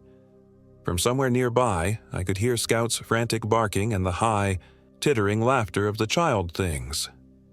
"Please," I gasped as Harold's grip tightened painfully. "Whatever you are, whatever you want, there must be another way." Agnes appeared at Harold's shoulder, looking almost sympathetic. "There isn't, I'm afraid. Harold has waited too long. The hunger is too great." She reached into a pocket of her dress and withdrew something that gleamed dully in the fading light. A crude knife with a blade that appeared to be made of bone. With deliberate care, she handed it to Harold, who took it in one hand while maintaining his grip on me with the other. "It will be over soon," Agnes whispered, stepping back. Harold raised the knife to my face. I closed my eyes, certain these were my final moments. That's when Scout broke free.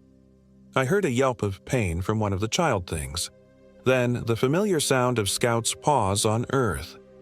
My eyes flew open just as my dog launched himself at Harold, teeth sinking into the arm that held the bone knife. Harold made no sound. He couldn't, with no mouth, but he released me to deal with this new threat.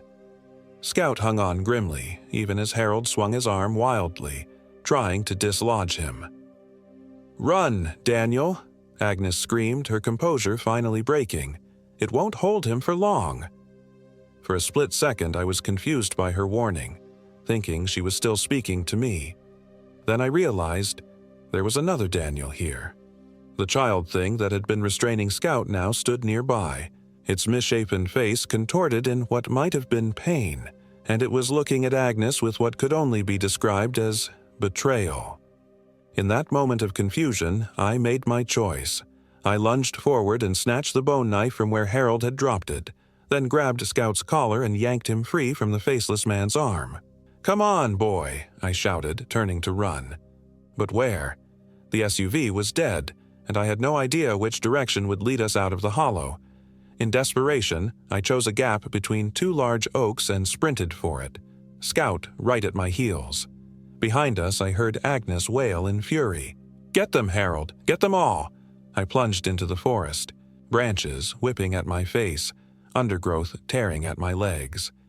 Scout was having an easier time, his lower profile allowing him to duck under obstacles that slowed me down. I kept one hand on the bone knife, though I had no idea if it would be effective against our pursuers. We crashed through the woods with no direction in mind beyond away. My lungs burned, and my legs threatened to give out, but terror kept me moving. Behind us, I could hear pursuit, the uneven footsteps of Harold and the lighter patter of the child things. Suddenly, the ground beneath my feet vanished. I had a momentary sensation of weightlessness before I was falling, tumbling down a steep, rocky slope I hadn't seen in my headlong flight. Scout yelped somewhere nearby. He'd fallen too. I hit the bottom hard, pain exploding through my right shoulder and hip. For a few precious seconds I couldn't move, couldn't even breathe. Then survival instinct kicked in and I forced myself to roll over, to look up the slope I'd just involuntarily descended. Silhouetted at the top stood Harold, his elongated form unmistakable even in the gathering darkness. He stood perfectly still, watching me, or would have been if he'd had eyes. Then, to my astonishment, he turned and walked away, disappearing from view. I lay there, gasping for breath, trying to make sense of what had just happened. Why had he given up the chase?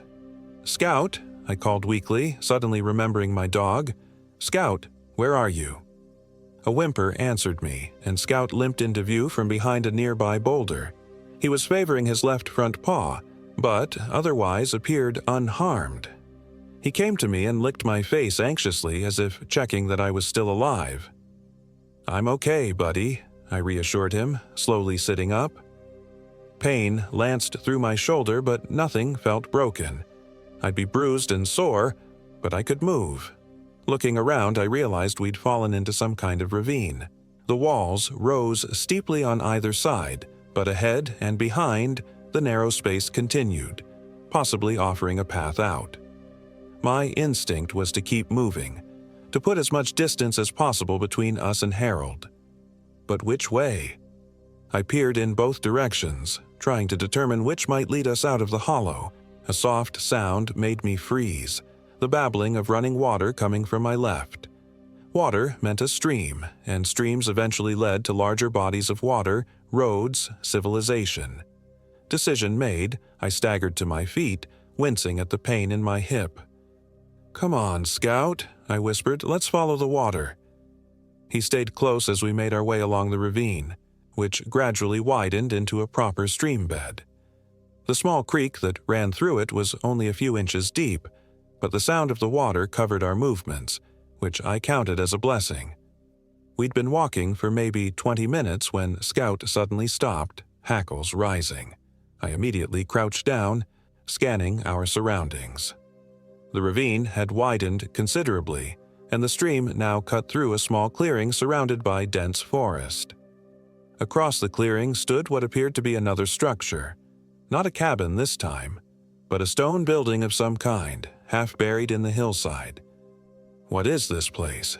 I murmured, more to myself than to Scout. It looked like an old root cellar or spring house, its entrance a dark rectangle in the gathering twilight. The sun had nearly set, and I realized with a jolt of fear that we'd soon be navigating in complete darkness. I had my phone, but the battery was low and I wanted to save it for an emergency. As we approached the stone structure cautiously, I noticed carvings above the entrance, the same strange symbols I'd seen on the stones in the circle in the walls of the cabin. A chill ran down my spine, but something compelled me forward. If this was connected to Agnes and Harold, perhaps there would be clues inside about how to escape them, or even how to fight back. The bone knife was still clutched in my hand, its surface oddly warm against my skin. I raised it slightly, ready for… what? I wasn't sure what good it would do against Harold if he found us again, but it was better than nothing. The entrance to the structure was low. I had to duck to enter. Inside, the temperature dropped noticeably, and the air smelled of damp earth and something else, something sharp and metallic. Scout whined but followed me, pressing against my leg. I pulled out my phone and activated the flashlight. The beam cut through the darkness, revealing a single room about 15 feet square. The walls and ceiling were made of fitted stone, remarkably well preserved. Unlike the cabin, this place felt ancient but solid, as if it had been built to last centuries. The room was mostly empty, save for a stone table or altar in the center and shelves carved directly into the walls. On these shelves sat dozens of small objects, more dolls like the ones I'd seen before, but also jars containing unidentifiable substances, bundles of dried herbs or twigs tied with what looked like human hair, and small animal bones arranged in patterns. But it was what lay on the central altar that drew my attention and made my blood run cold. A book, ancient, its binding made of what appeared to be tanned human skin. It lay open, its pages covered in handwritten text interspersed with those now familiar symbols.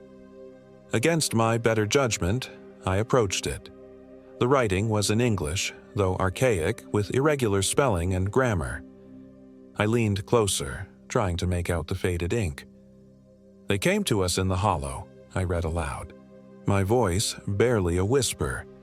"Agnes Thorne brought them, saying they were of the old world and would bring blessings upon our settlement if we paid them proper tribute." I flipped back a few pages, trying to find the beginning of this account. The date at the top of the first page read Anno Domini 1721. My God, I breathed. The Tuckahoe area had been settled in the early 1700s, according to the historical marker I'd passed on my way into the park. This journal was from the original settlement. I read on, skimming quickly. Agnes claims they require but small sacrifices. Blood of fowl and swine at first, then a finger or toe from the faithful. Some have given these willingly, believing her promises of bountiful harvests and freedom from disease. But the demands grow ever greater. Last week, young Thomas Shelby went missing. His mother found his clothes by the lake, but no other trace. Agnes says he went swimming and drowned, but there was no body to bury.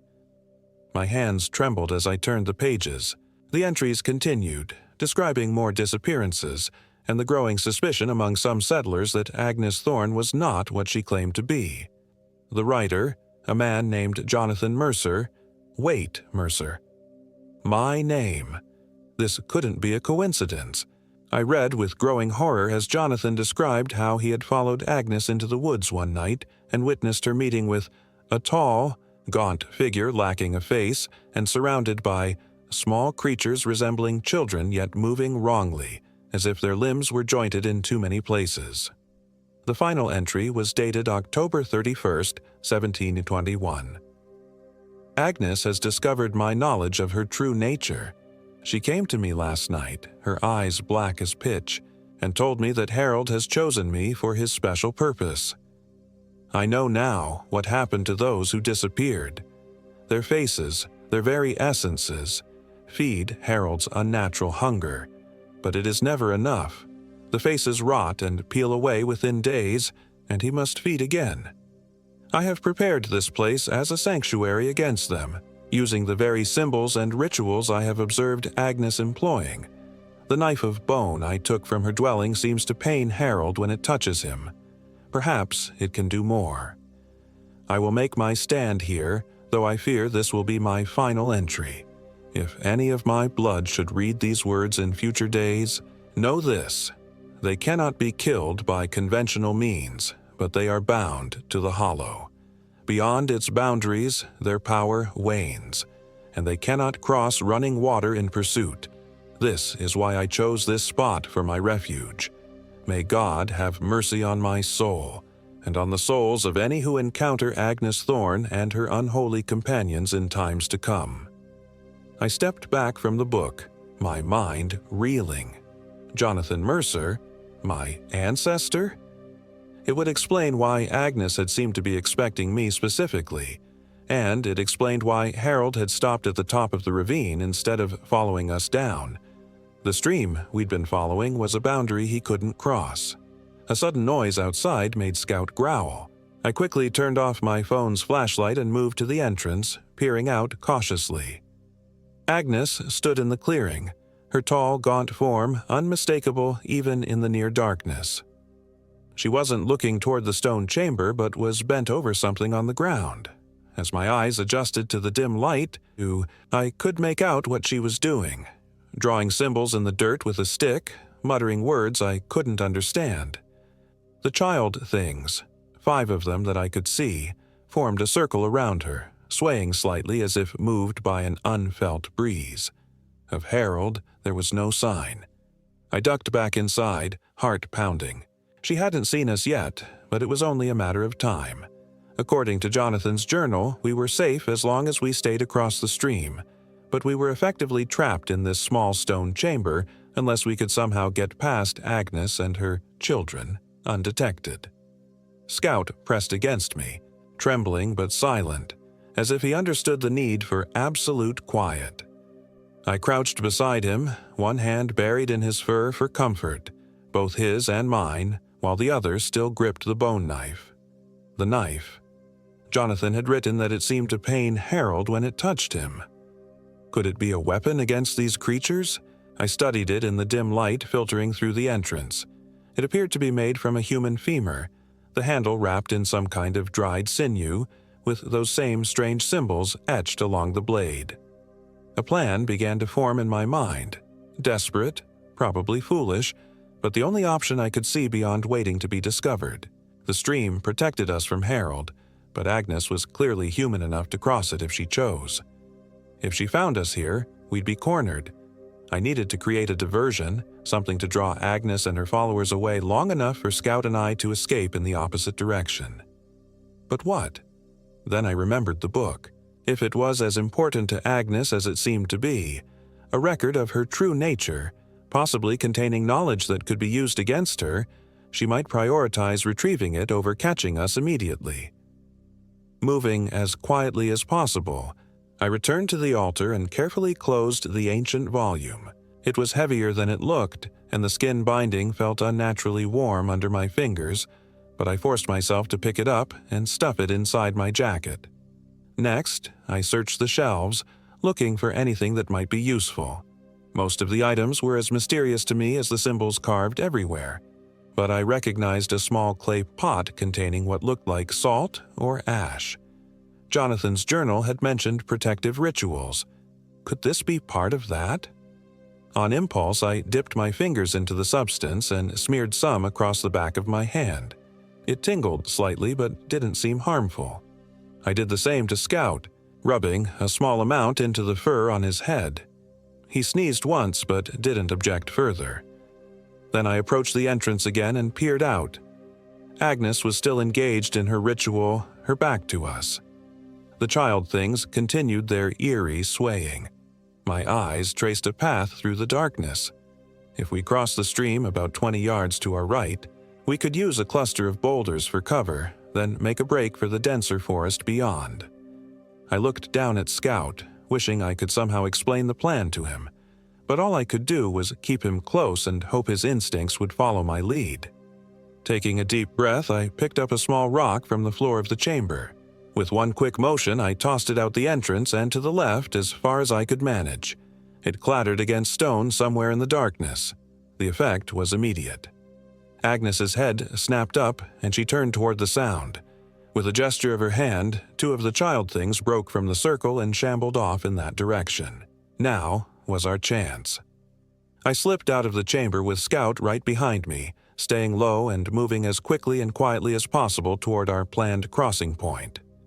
We reached the stream without incident, but just as we were about to cross, Scout suddenly froze, staring intently at something across the water. Following his gaze, I felt my heart nearly stop. Harold stood there, just beyond the far bank, his faceless head tilted as if in curiosity. He'd found us, though he couldn't cross over to our side. For a long, terrible moment, we stared at each other, or rather, I stared at where his eyes should have been, while the blank expanse of skin that was his non-face was turned toward me. Then, deliberately, he raised one long, bony arm and pointed downstream. I followed the direction of his gesture and saw, to my horror, that Agnes had completed her ritual. The symbols she'd drawn in the dirt were now glowing with a sickly greenish light, illuminating her triumphant face. She was looking directly at the stone chamber where we'd been hiding. "Daniel Mercer," she called out, her voice carrying easily across the clearing. "I know you're here. I can smell the blood in your veins, the same blood that has called to us for 3 centuries." She approached the chamber, the remaining child things following in her wake. When she found it empty, her howl of rage sent birds exploding from the treetops all around us. "The book!" she shrieked. "He's taken the book. Find him! Find him!" Harold still stood motionless on the far bank, his arms still outstretched. But now I realized he wasn't pointing at Agnes. He was pointing past her, to a gap in the trees that might offer escape. Was he helping us? It made no sense. He'd tried to take my face not an hour before. I had no time to puzzle it out. Agnes had spotted the open entrance to the stone chamber and was moving toward it with frightening speed. If she entered and picked up our scent, she'd know exactly which way we'd gone. I made a split-second decision. Reaching into my jacket, I pulled out the ancient book and held it up so Harold could see it. Then I set it on the ground at the edge of the stream, close enough that Agnes would spot it when she inevitably tracked us this far, but not close enough for Harold to reach it from his side. A bargaining chip, a distraction, maybe both. Then I ran, Scout at my heels, angling toward the gap in the trees that Harold had indicated. Behind us, I heard Agnes emerge from the chamber, her voice rising in a chant that made the air itself seem to thicken around us. The child thing's eerie, high-pitched voices joined hers, creating a discordant chorus that set my teeth on edge. We reached the tree line and plunged into the darkness beyond. The forest here was old growth, the trees massive and widely spaced, with little undergrowth to impede our progress. We moved as quickly as we dared in the near-total darkness, the sounds of pursuit growing fainter behind us. Had Agnes found the book? Was she following us, or had she been distracted by her prize? And what of Harold's strange behavior? Why point us toward escape? These questions tumbled through my mind as we pushed on through the forest. The ground began to slope upward, and I realized we must be nearing the ridge that bordered the hollow. If Jonathan's journal was correct, Agnes and her followers would be powerless beyond that boundary. My legs burned with exertion, and my injured shoulder throbbed with every step, but fear kept me moving. Scout stayed close, occasionally whining softly but keeping pace despite his own injury. The slope grew steeper, and the trees began to thin out. Ahead, I could just make out what appeared to be a dirt road or trail cutting across the ridgeline. If we could reach it, perhaps it would lead back to the main park road to my SUV, to safety. We were perhaps 50 yards from the ridge when a figure stepped out from behind a tree directly in our path. I skidded to a halt, raising the bone knife defensively, certain we'd been cut off by Harold or one of the child things. But it was neither. Standing before us was a man, a normal, human man who appeared to be in his 60s, with a weathered face and eyes that reflected wisdom and deep concern.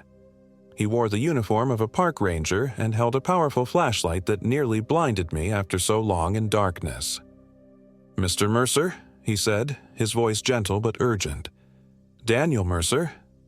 I could only stare, too shocked to respond. How did he know my name? How had he found us out here in the middle of nowhere? "You need to come with me right now," the ranger continued, gesturing toward the ridge. "They're coming, and you don't want to be here when they arrive."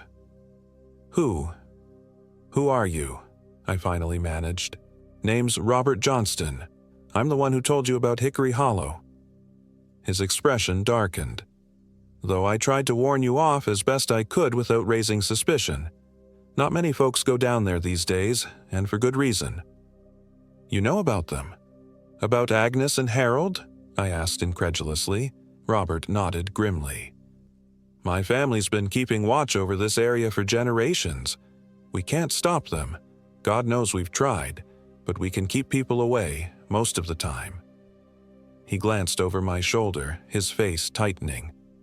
"No time to explain now. We need to get over the ridge. Come on." He turned and began climbing the remaining distance to the dirt road. Scout and I followed, hope giving me a final burst of energy. As we crested the ridge, I felt something change, a lifting of an invisible weight I hadn't even realized was pressing down on me.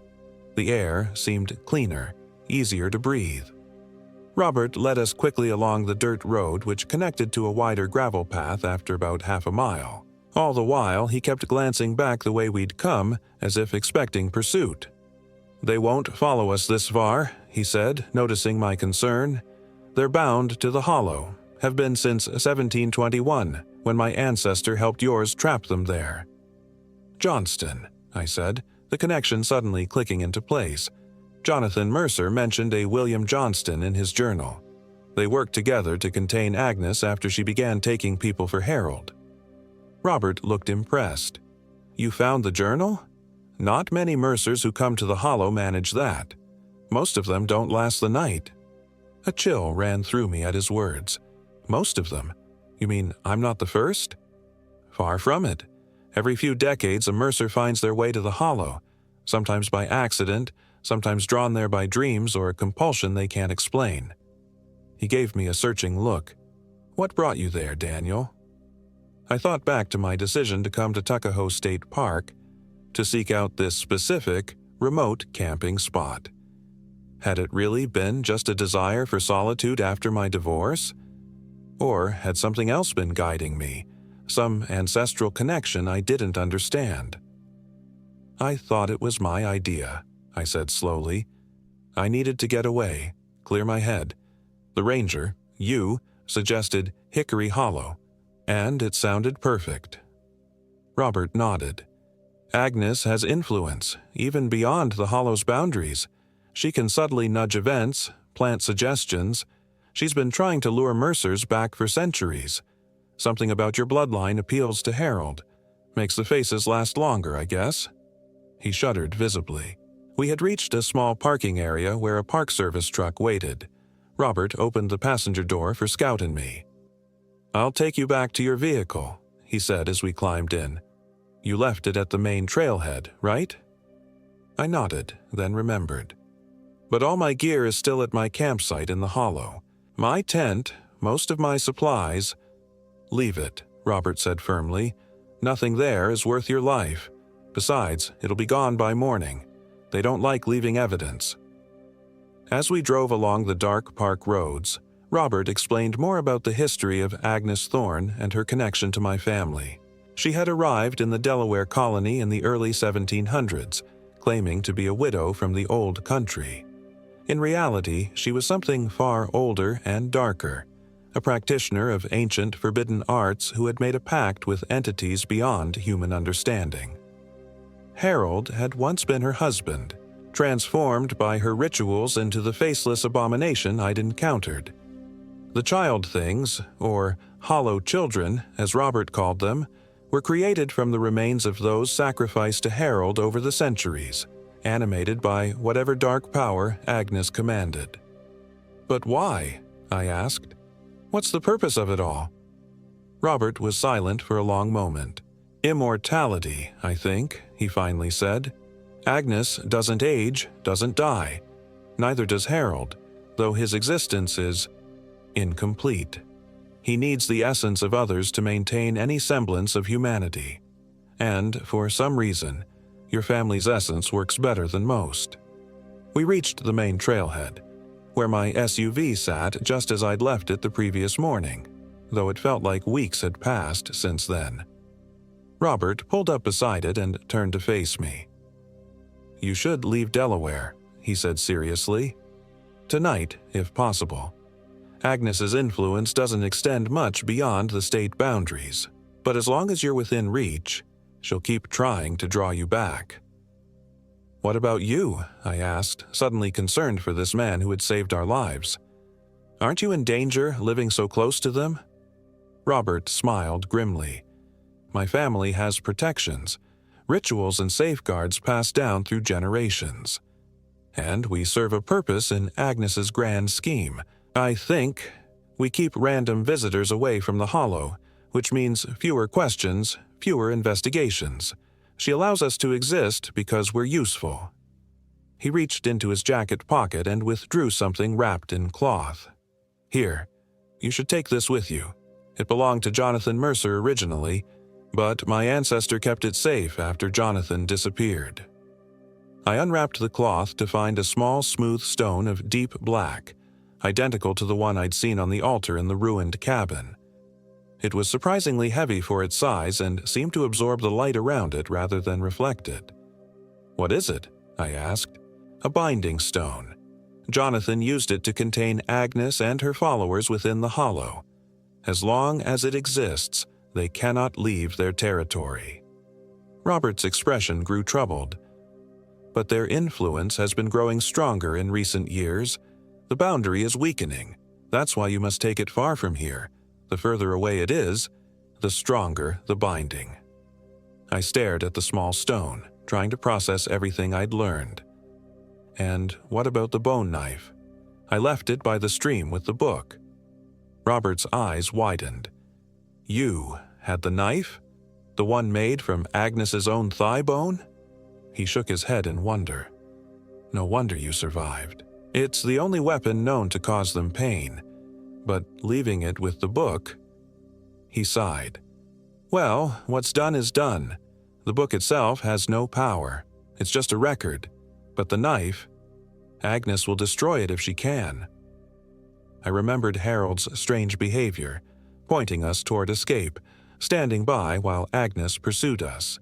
"I think Harold might have helped us," I said, describing what had happened at the stream. Robert looked thoughtful. "Harold's nature is complex. He's bound to Agnes, dependent on her, but there are old stories suggesting he's not entirely willing. Perhaps some part of him desires release, even as the rest hungers for what you could provide."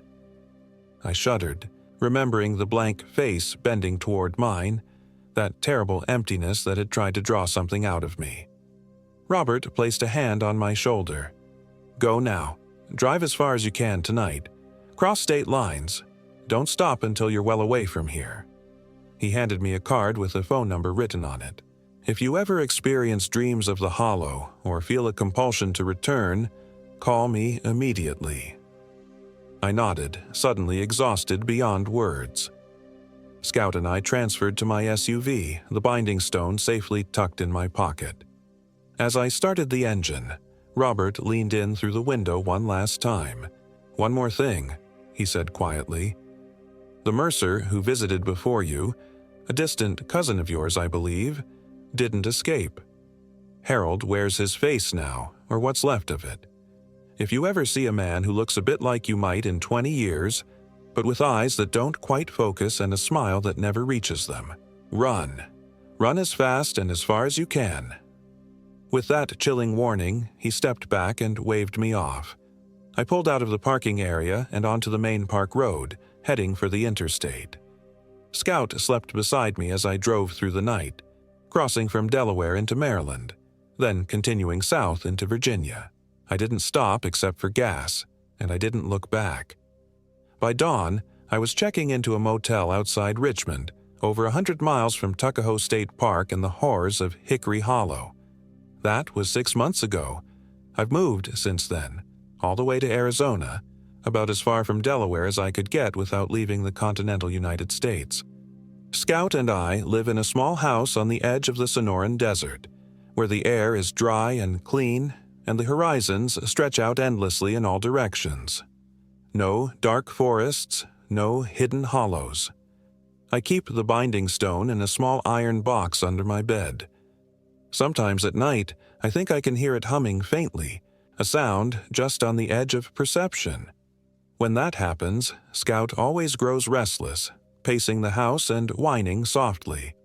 I haven't had any dreams of the Hollow, nor felt any urge to return to Delaware. But sometimes, when I look in the mirror, I catch myself studying my own face with an unfamiliar intensity, as if seeing it for the first time, or memorizing it for some future purpose. And sometimes, just as I'm falling asleep, I hear Agnes Thorne's voice whispering from far away. "We'll be waiting, Daniel Mercer. Harold misses you. The children miss you. You'll come back to us eventually. All Mercers do." I tell myself it's just imagination, just the trauma of what I experienced working its way through my system. But I keep Robert Johnston's card in my wallet, just in case. And every night, I check the locks on all my doors and windows, though I know in my heart that if Agnes ever finds a way to break the binding, no lock will keep her out. For now, though, Scout and I are safe. We hike in the desert, where the landscape is open and exposed, with nowhere for faceless men or hollow children to hide. I've started dating again, a kind, patient woman named Lisa who doesn't ask too many questions about why I sometimes wake up screaming or why I refuse to go camping.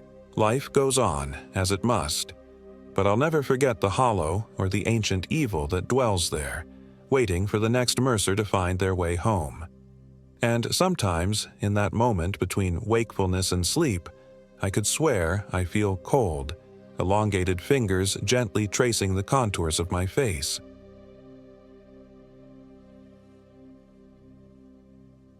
My name is Thomas Whelan.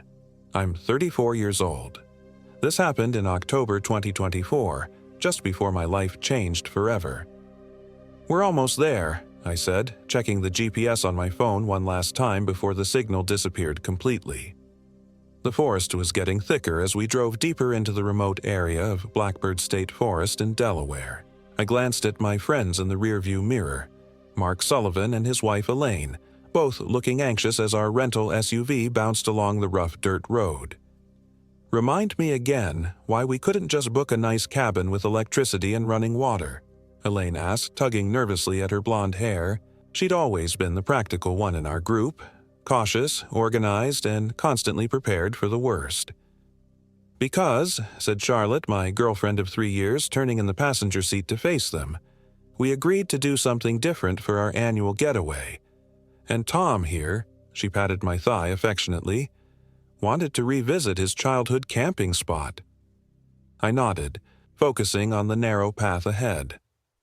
"My dad used to bring me here when I was a kid. There's this perfect clearing about half a mile from where we'll park. Trust me, it'll be worth it." Mark chuckled.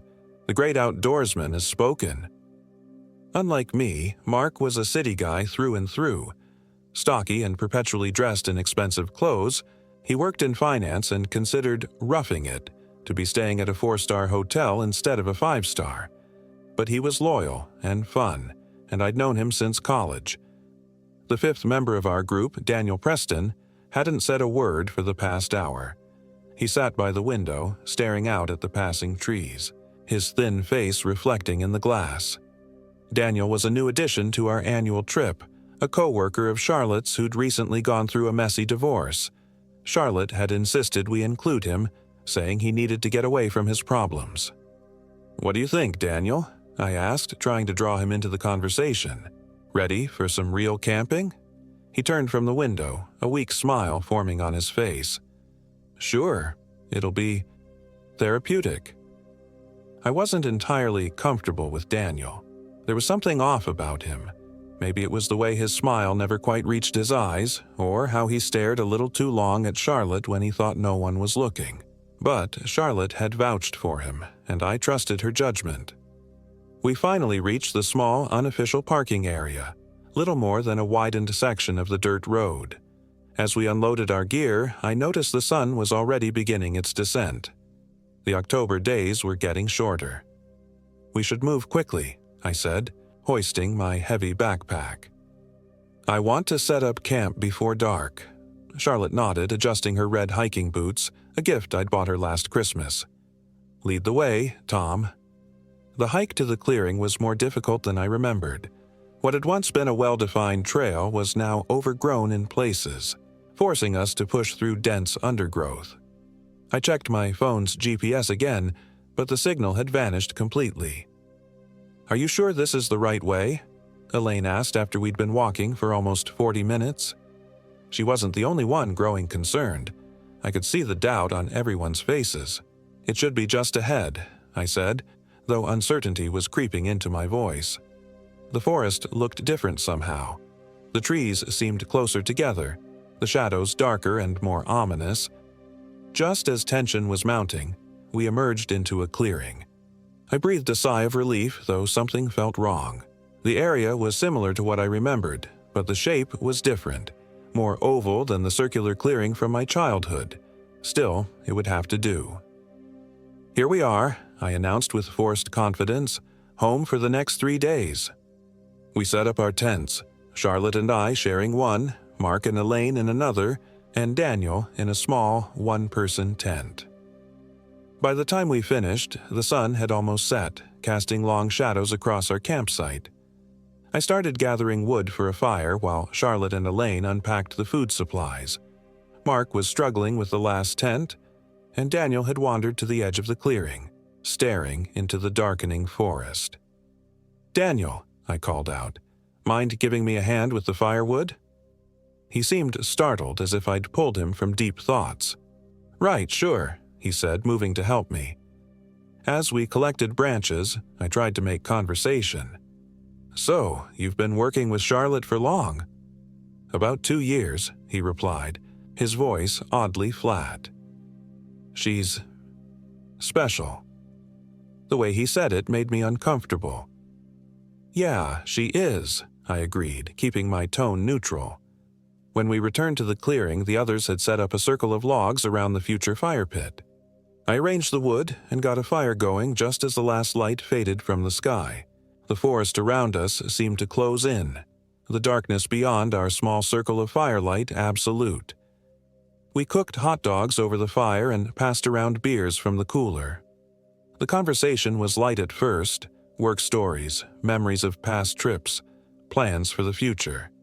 But as the night wore on, I noticed Daniel becoming more animated, telling stories about the local area that none of us had heard before. "Did you know," he said, leaning forward, his face eerily illuminated by the firelight, "that these woods have a history? The locals call this part of the forest the Hollow Woods."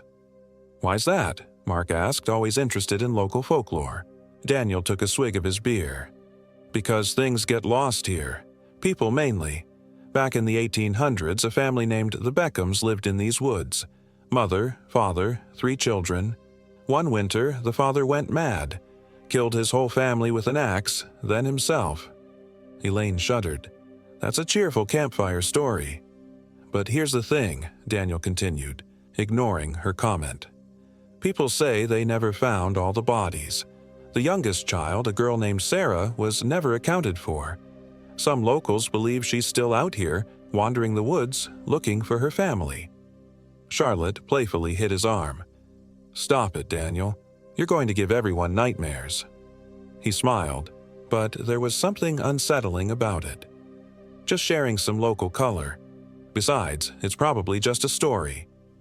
The conversation moved on, but Daniel's tale had cast a pall over the evening. As we prepared to turn in for the night, I couldn't shake a growing sense of unease. "Did you know Daniel was into local ghost stories?" I asked Charlotte as we settled into our sleeping bags. She yawned. "No, but he's always been a bit of a history buff." "Why?" "No reason," I said, not wanting to voice my concerns. "Just surprised, I guess." Charlotte was asleep within minutes, but I lay awake, listening to the sounds of the forest. The wind rustling through the trees, the occasional hoot of an owl, and something else. A faint, rhythmic sound that I couldn't quite identify. Tap, tap, tap. Like someone gently knocking on wood. I must have eventually fallen asleep because the next thing I knew, Charlotte was shaking me awake. Tom, wake up!" I blinked, disoriented. "What's wrong?" Her face was pale in the early morning light filtering through our tent. "Daniel's gone." I sat up quickly. "What do you mean, gone?" "His tent is empty. His sleeping bag looks like it hasn't been used." I pulled on my jeans and boots and followed Charlotte outside. Mark and Elaine were already there, standing by Daniel's tent, which was unzipped and clearly vacant. "Maybe he went for an early morning walk," Mark suggested, but his voice lacked conviction. I checked my watch, 6:23 a.m. Without telling anyone? And leaving all his gear? Daniel's backpack was still in his tent, his phone plugged into a portable charger. Nothing seemed to be missing except the man himself. "We should search for him," I said, trying to sound calmer than I felt. "He can't have gone far." We split up, staying within shouting distance of the camp. I headed north, calling Daniel's name every few minutes. The morning was unusually cold, my breath forming clouds in front of my face. The forest felt different in the daylight, less menacing but somehow more strange. The trees seemed to be arranged in unnatural patterns, and I couldn't shake the feeling that they had somehow moved during the night. After 30 minutes of searching with no sign of Daniel, I returned to camp. The others were already back, all reporting the same lack of success. "Should we call the park rangers?" Elaine asked, hugging herself against the morning chill. I pulled out my phone. No signal. We'd have to hike back to the car first. "Maybe he just went back to the car himself," Charlotte suggested, but her voice was strained. Maybe he decided camping wasn't for him after all. It was possible, but it didn't explain why he would leave all his belongings behind. Something was wrong, and we all felt it. "I'll hike back to the car and check," I offered. "If he's not there, I'll drive to where I can get a signal and call for help." Charlotte nodded. "I'll come with you." "No," I said more sharply than I intended. "Someone needs to stay here in case he comes back. You guys keep looking around the immediate area, but don't go too far into the woods." I grabbed a water bottle and my jacket, then set off toward where we'd parked. At least, where I thought we'd parked. The trail seemed different in the morning light, wider in some places, narrower in others. Twice I had to backtrack after reaching dead ends that I didn't remember from the day before.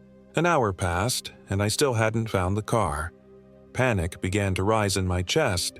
Had I taken a wrong turn? The forest looked the same in every direction. Endless trunks of oak and pine, dense undergrowth, and a canopy that blocked most of the sunlight. I was about to turn back when I heard something. A child's laughter, distant but clear. I froze, listening. It came again, followed by a sing-song voice. "Come play with me." "Hello?" I called out, my voice echoing among the trees. "Is someone there?" No response, just the rustling of leaves in the breeze.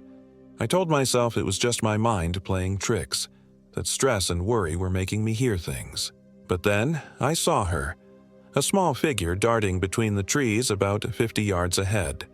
A little girl in what looked like an old-fashioned dress. "Hey, wait!" I called, breaking into a run before I could think better of it. I followed the fleeting glimpses of her through the forest, going deeper and deeper into unknown territory. Eventually, I lost sight of her completely and stopped, breathing hard, realizing with a sinking feeling that I was now hopelessly lost. As I stood there, trying to get my bearings, I noticed something hanging from a nearby tree branch. A small, crude doll made of twigs and twine with a face fashioned from what looked like clay. It swung gently in the breeze, though I couldn't feel any wind. I approached it cautiously. Up close, I could see that the clay face had been carved with simple features. 2 deep holes for eyes, a slash for a mouth. As I stared at it, I could have sworn the mouth curved upward into a smile. A twig snapped behind me, and I spun around. There was nothing there except trees and shadows. But now I could hear that tapping sound again. Tap, tap, tap. Louder and more insistent than before. I backed away from the doll, then turned and started walking quickly in what I hoped was the direction of our camp. The tapping followed me, always just behind, never quite catching up. My walk became a jog, then a full sprint as the sound grew louder. I was so focused on what was behind me that I didn't watch where I was going. My foot caught on an exposed root and I went down hard, tumbling down a steep slope I hadn't seen. I rolled uncontrollably, hitting rocks and branches before finally coming to a stop at the bottom. Pain shot through my ankle when I tried to stand. Sprained, maybe broken.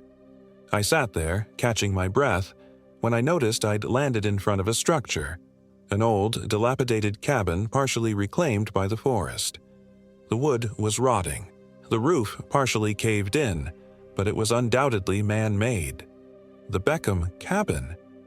It couldn't be. Daniel's story was just that. A story. Wasn't it? I should have turned back, dragged myself up the slope and tried to find my way to camp. Instead, curiosity and a need for shelter drove me forward. I limped to the cabin and peered through a broken window. The interior was dark and filled with debris. Old furniture, broken and decayed, was scattered around what must have once been a living area. And on the far wall, barely visible in the dim light, claw marks. Deep gouges in the wood, as if someone, or something, had been desperately trying to escape. I backed away from the window, my heart pounding. That's when I heard the voice again. A child's voice, but different this time. Not playful, but plaintive. "Help me, she's coming." I turned slowly. The little girl stood at the edge of the small clearing around the cabin. She looked about 8 years old, with long dark hair and a dress that might once have been white but was now stained with dirt and what looked horribly like dried blood. "Who are you?" I managed to ask, my voice barely above a whisper. "Sarah," she said simply. "You need to run. She uses others to catch you. She's using your friend now." "Daniel?" I took a step toward her. "Do you know where Daniel is?" The girl's face contorted with fear. "He's not Daniel anymore." "She has him now. She'll have all of you soon." Before I could ask more, she pointed behind me and screamed, a sound so full of terror that it froze my blood. I whirled around to see a figure emerging from the trees on the other side of the clearing. It was Daniel, but something was terribly wrong. He moved with an unnatural gait, his limbs jerking as if controlled by invisible strings. His head was tilted at an impossible angle, and his face, God, his face was stretched into a rictus grin that went literally from ear to ear, the skin torn at the corners of his mouth. "Tom," he said, his voice overlaid with another, higher voice that seemed to echo within his own. "I've been looking everywhere for you." I backed away, my injured ankle screaming in protest. "Daniel, what happened to you?" He continued advancing, his movements becoming more fluid, more predatory. "Daniel isn't here anymore, Tom, but the Hollow Mother is. She's been so lonely since they took her children away. But now, she has Daniel. And soon she'll have you too, and Charlotte, and all your friends." I looked for the little girl, Sarah, but she had vanished. I was alone with the thing that had once been Daniel. "What are you?" I demanded, trying to keep the fear from my voice. Daniel's head rotated further, an audible crack echoing across the clearing. "I am the hunger in the woods, the emptiness that must be filled. You humans come here, trespassing on sacred ground, and expect to leave unchanged?" He laughed, a wet, gurgling sound. "No one leaves the hollow woods. Not really." He lunged at me with inhuman speed. I tried to dodge, but my injured ankle gave way.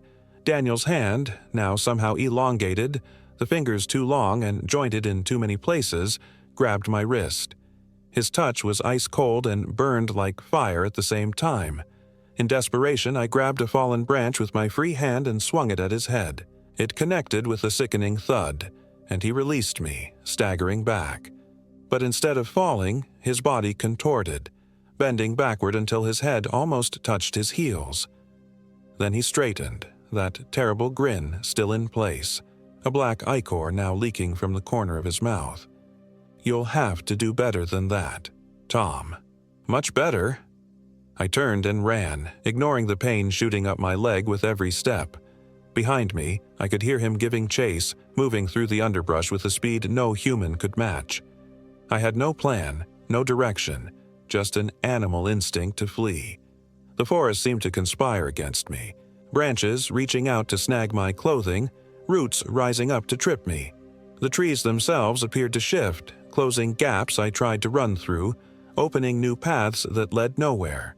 Eventually, my injured ankle gave out completely, and I collapsed against a large oak tree, gasping for breath.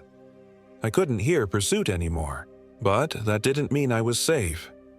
I sat there trying to think through the fog of pain and fear. I had to get back to the others, had to warn them. But how? I was lost, injured, and being hunted by something wearing Daniel's skin. As I sat there, I became aware of a presence, not threatening but watchful. I looked up to see the girl, Sarah, standing a few yards away. "She'll find you if you stay still," she said softly. "She always does." "Help me," I pleaded. "I need to get back to my friends." Sarah's expression was sad. "They're not where you left them. The woods move at night. The paths change. The Hollow Mother makes sure no one leaves." "Then what do I do?" "Find the heart," she said. "The old oak with the face. That's where her power comes from. That's where she keeps the souls she's taken." "How do I find it?" Sarah pointed to a barely visible path to my right. "Follow the markers, the ones like me. We try to help when we can. We leave signs." I looked where she indicated and saw another of those crude dolls hanging from a low branch. "The dolls? You made those?" She nodded. "They're not dolls. They're warnings and guides." She looked over her shoulder suddenly, her expression fearful. "I have to go. She can't know I'm helping you. Follow the markers. Find the heart. It's the only way." With that, she vanished. Not running away, but simply fading like morning mist. I pulled myself to my feet, using the tree for support, and hobbled toward the hanging doll. Beyond it, I could see another one in the distance. I followed these macabre breadcrumbs through the forest, each one leading to the next. The pain in my ankle had settled into a dull throb, manageable as long as I didn't put my full weight on it. Time seemed to lose meaning as I made my slow progress through the ever-changing woods. The sun was high overhead when I heard voices, human voices calling my name. I picked up my pace, hope surging through me. I recognized Charlotte's voice among them. "Here," I shouted. "I'm over here." The voices stopped, then resumed, closer now. I limped toward them, pushing through a dense patch of undergrowth, and found myself back in our camping clearing. Charlotte, Mark, and Elaine stood in the center, looking exhausted and terrified. When they saw me, their faces lit up with relief. "Tom!" Charlotte cried, running to embrace me. "Oh my God, we thought we'd lost you too." I held her tightly, breathing in her familiar scent. "I'm okay," I said, though it was far from the truth. "But Daniel, something's happened to him." Mark approached, his face grim. "We know. He came back to camp about an hour after you left, but he wasn't right." Elaine was hanging back, her arms wrapped around herself. I could see scratch marks on her neck and a bruise forming on her cheek. "He attacked us," she said, her voice trembling. "He was saying the most awful things, in this voice that wasn't his. If Mark hadn't hit him with the cooler—" "Where is he now?" I asked, looking around the clearing. "He ran off into the woods," Mark said, "after I hit him. But Tom, man, he didn't run like a person. He was on all fours, like some kind of animal." I told them about everything I'd seen: the little girl, the cabin, Daniel's transformation, and the warning about the Hollow Mother. As I spoke, I could see the disbelief in their faces slowly transform into horrified acceptance. "We need to get out of here," Charlotte said when I finished. "Now, forget our stuff. We just need to reach the car." "I tried," I said. "The trails are changing. I couldn't find my way back to the parking area." "That's impossible," Mark argued. "Trails don't just change." But his protest lacked conviction. We all felt it. The wrongness of these woods, the sense that we were dealing with something beyond rational explanation. "The girl, Sarah, she told me to find the heart," I said. "An old oak with a face. She said it's the source of the thing's power." "And you want to go looking for it?" Elaine asked incredulously. "Why wouldn't we try to find a way out instead?" "Because I don't think we can get out," I replied, the terrible truth settling in my gut. "Not until we deal with what's keeping us here." The discussion continued, growing more heated as fear and fatigue frayed our nerves. Eventually, we agreed on a compromise. We would try to find our way back to the car, but follow the trail of dolls if we couldn't. We gathered what supplies we could carry: water, energy bars, a first aid kit, and weapons of opportunity. Mark's hunting knife, a heavy flashlight, a camping hatchet. Then we set off in what we hoped was the direction of the parking area. The going was slow due to my ankle. The others took turns supporting me as we navigated the increasingly dense forest. The sun was beginning its descent when Mark, who was in the lead, stopped abruptly. "We've been here before," he said, pointing to a distinctive lightning-struck tree. "We're going in circles." He was right. Despite walking in what should have been a straight line, we'd somehow returned to a spot we'd passed at least an hour earlier. "The dolls," I said. "We need to follow Sarah's markers." Charlotte spotted one first, hanging from a branch about 30 yards to our left. We changed course, following this new path. Soon, we found another, then another. The crude figures led us deeper into the forest, to areas that seemed increasingly primeval and untouched. The light was fading fast when we heard it, Daniel's voice calling Charlotte's name. It seemed to come from everywhere at once, echoing among the trees. "Charlotte. Come to me, Charlotte. I need you." She gripped my hand tightly, her face pale with fear. "It's not him," I reminded her. "Whatever's out there, it's not Daniel anymore." The voice changed, becoming the layered, echoing sound I'd heard earlier. "All of you, come to me. I am the Hollow Mother, and these are my woods. My children all return to me eventually." Mark pulled out his knife, scanning the darkening forest around us. "Show yourself," he shouted. A laugh floated through the trees, a sound like dry leaves rustling over graves. "I am all around you. I am the woods themselves, and my new son is coming for you now." From the growing shadows emerged Daniel, or what had once been Daniel. In the hours since I'd last seen him, his transformation had progressed. His limbs had elongated impossibly, his fingers now ending in sharp, bony protrusions. His mouth was wider, the torn skin now extending nearly to his ears, revealing too many teeth, sharp and needle-like. But his eyes were the worst, entirely black, like bottomless pits. He moved with a jerking, insect-like gait, sometimes on two legs, sometimes on all fours.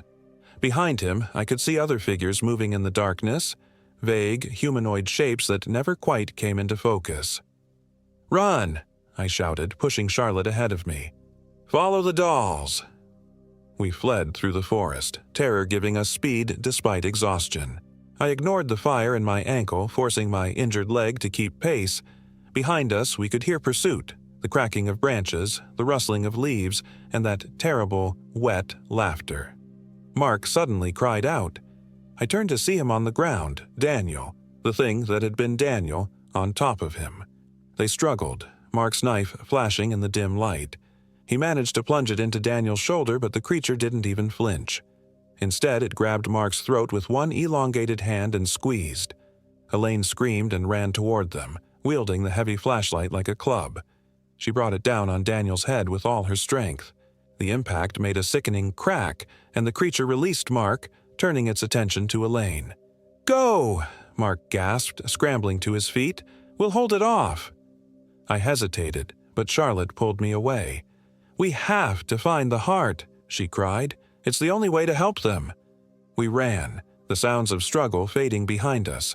I spotted another doll, then another, following them through the increasingly dense woods. The last light was almost gone, making it harder to spot the markers. Charlotte used her phone's flashlight, its battery draining rapidly. Finally, we emerged into a small clearing dominated by an enormous oak tree. It was ancient, its massive trunk gnarled and twisted. And in the trunk, illuminated by Charlotte's failing flashlight, was a face. Not carved, but formed by the natural contours of the bark, and yet unmistakably a face. A woman's face, twisted in what might have been agony or ecstasy or both. "The heart," I whispered. As we approached, the air grew cold, so cold our breath formed clouds even though it was October in Delaware. The face in the tree seemed to watch us, the knots and whirls that formed its eyes following our movements. "What do we do now?" Charlotte asked, her voice barely audible over the sudden wind that had risen around us. Before I could answer, a high, childish voice spoke from behind us. "You have to destroy it." We turned to see Sarah standing at the edge of the clearing. In the dim light, I could now see what I'd missed before. Her form was semi-transparent and her feet didn't quite touch the ground. "How?" I asked. "Fire," she replied. "It has to be fire, but she won't make it easy." She looked over her shoulder fearfully. "They're coming. All of them. Her children." I could hear them now, rustling and scraping sounds approaching from all directions. Shapes moved at the edge of the clearing, humanoid but wrong, limbs too long, heads at unnatural angles. I fumbled in my pocket for my lighter, a cheap plastic thing I'd bought at a gas station. Charlotte searched our supplies but found nothing we could use as an accelerant. "Your jacket," I said suddenly. "It's synthetic. It'll burn." She shrugged it off without hesitation. I balled it up, flicked the lighter, and held the flame to the fabric. It caught slowly at first, then with increasing vigor. The wind around us intensified, trying to extinguish our makeshift torch. From the tree came a sound, a low moan that reverberated through the clearing and seemed to shake the ground beneath our feet. The shapes at the edge of the clearing advanced, Daniel in the lead, but behind him others, emaciated figures with stretched limbs and gaping mouths, some still recognizably human, others transformed beyond recognition. "I'm sorry," Charlotte said suddenly. I turned to look at her, confused, and saw tears streaming down her face. "I brought him here. I didn't know. How could I know? But I think Daniel was already hers when we arrived. He told me about this place, suggested it for our trip, said you would like it because of your childhood memories." The realization hit me like a physical blow. Daniel had never been here before. There was no way he could have known about my childhood camping trips. The Hollow Mother had been using him to lure more victims to her woods. Before I could respond, Daniel lunged at us. Charlotte swung the burning jacket at him and he recoiled. The fire seemed to hurt them, all of them. They circled us, just beyond the reach of the flames. "The tree!" Sarah cried. "You have to burn the tree!" I took the flaming jacket from Charlotte and limped toward the ancient oak. The figures around us wailed, a chorus of inhuman agony, but they didn't approach. The fire was keeping them at bay. As I reached the tree, I could see the face in the bark more clearly. It was moving. The wooden lips forming words I couldn't hear. I steeled myself and pressed the burning jacket against the trunk, right where the face was. The effect was immediate and terrifying. The tree shuddered and a sound erupted from it. Not just a sound, but a physical force that knocked me backward. The face in the bark contorted in rage and pain. Around us, the transformed creatures fell to the ground, writhing. The fire spread quickly, engulfing the ancient oak in flames that burned with unnatural intensity. The heat was tremendous, forcing us to back away. As the tree burned, the forest around us seemed to warp and shift, trees bending impossibly, the ground rippling like water. From the flames emerged a figure, a woman, tall and gaunt, her limbs elongated like those of her children. Her face was the same as the one in the tree, but alive and filled with malevolence. She reached for us with arms that stretched unnaturally, her mouth opening to reveal endless rows of needle-like teeth. "Mine," she hissed, her voice like the creaking of branches in a storm. "My woods, my children, mine." But her form was unstable, flickering like the flames that consumed her tree. With each passing second, she became less substantial. The creatures around us were changing too, their bodies shrinking, their limbs returning to normal proportions. Some collapsed entirely, turning to dust and dry leaves. Daniel was among them. As the Hollow Mother's power waned, his body convulsed, the unnatural growths receding. For a brief moment, I saw recognition in his eyes, fear, pain, and gratitude, before he too crumbled away. The ancient oak collapsed in on itself, sending a shower of sparks into the night sky. The Hollow Mother screamed one final time, a sound of rage and loss that echoed through the woods.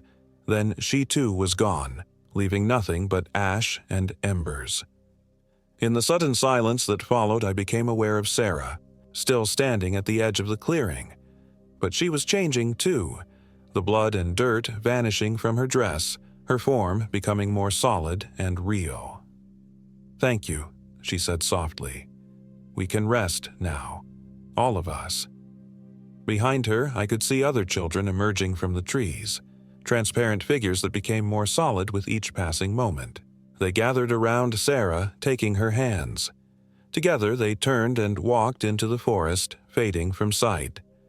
The woods around us were transforming, becoming ordinary trees and undergrowth, the oppressive atmosphere lifting like fog burned away by sunlight. In the distance, through gaps in the trees now arranged in natural patterns, I could see lights, the highway we'd turned off to reach Blackbird State Forest. Charlotte helped me to my feet. "We need to find Mark and Elaine," she said, her voice strained with worry. We made our way back along what was now a clear, natural path. The dolls were gone, as were the unnatural shadows and the sense of being watched. It didn't take long to find our friends. They were leaning against a tree, injured but alive. Mark had a nasty cut on his forehead, and Elaine's arm hung at an awkward angle, possibly broken. But they were themselves, their eyes clear and focused. "It's over," I told them as Charlotte helped Elaine to her feet. "We destroyed it. The heart of the woods." Mark nodded wearily. "Daniel?" I shook my head. "Gone. He was already gone before we even came here." We made our way slowly through the now normal forest, following the distant lights. After about 30 minutes, we emerged onto the highway about a mile from where we'd parked our car. A passing motorist stopped to help, calling an ambulance when he saw our condition. At the hospital, we told a sanitized version of events, getting lost in the woods, Daniel having some kind of breakdown and attacking us before running off. The authorities searched Blackbird State Forest for days but found no trace of Daniel Preston, nor any sign of the Beckham cabin I'd discovered. Our camping gear was eventually recovered by park rangers, found exactly where we said we'd set up camp. But the clearing was just a normal forest clearing, with no sense of the wrongness we'd experienced. In time, the physical wounds healed. My ankle mended, Mark's cuts scarred over, Elaine's broken arm was set and healed properly. The psychological wounds were slower to heal. Charlotte blamed herself for Daniel's fate, even though I assured her there was no way she could have known. Mark and Elaine moved away from Delaware entirely, unable to stay in a place with such memories. As for me, I'm still here, still trying to understand what happened in those woods. Sometimes when the wind blows from the northwest, I think I can hear it. Tap, tap, tap, like someone gently knocking on wood. And in my dreams, I still see Sarah's face, peaceful at last as she walks into the light with the other children of the Hollow Woods. I never returned to Blackbird State Forest. The months that followed our nightmare were a blur of police interviews, therapy sessions, and sleepless nights. The official investigation into Daniel's disappearance eventually went cold. Law enforcement suggested he might have had a psychotic break and wandered off, perhaps succumbing to exposure. They never found a body. Charlotte and I tried to make our relationship work after the incident, but the weight of what we'd experienced drove a wedge between us. She couldn't shake the guilt of having brought Daniel into our lives, and I couldn't stop the nightmares or the constant vigilance that followed me everywhere. 6 months after the camping trip, she accepted a job in Seattle, and we agreed it was best to part ways. It was almost a year later when the package arrived at my apartment, a small cardboard box with no return address, postmarked from a tiny town in northern Delaware.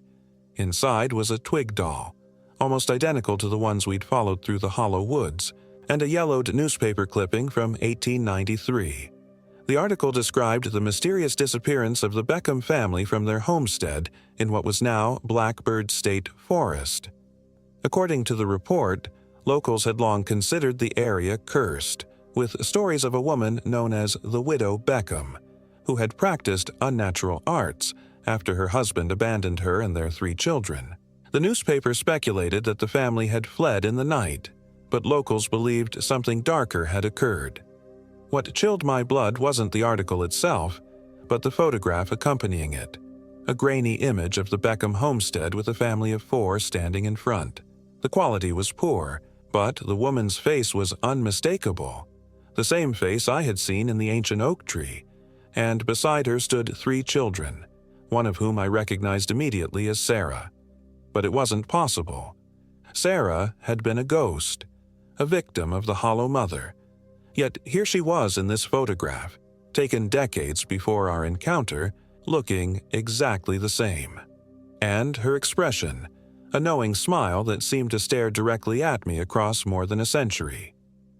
2 days after receiving the package, my phone rang at 3:17 a.m. The caller ID showed Mark's number. I hadn't spoken to him in months, not since he and Elaine had moved to Arizona. "Tom?" His voice was barely a whisper. "Are you awake?" "I am now," I replied, sitting up in bed. "What's wrong? It's the middle of the night." "I saw her," he said, his voice cracking. "Sarah. She was standing at the foot of our bed just watching us. Elaine didn't wake up, but Tom," she pointed at me, then put her finger to her lips, like she was telling me to be quiet. My mouth went dry. "Did she say anything?" "No, but when I blinked, she was gone, and there was something on the nightstand that wasn't there when we went to bed. A twig doll."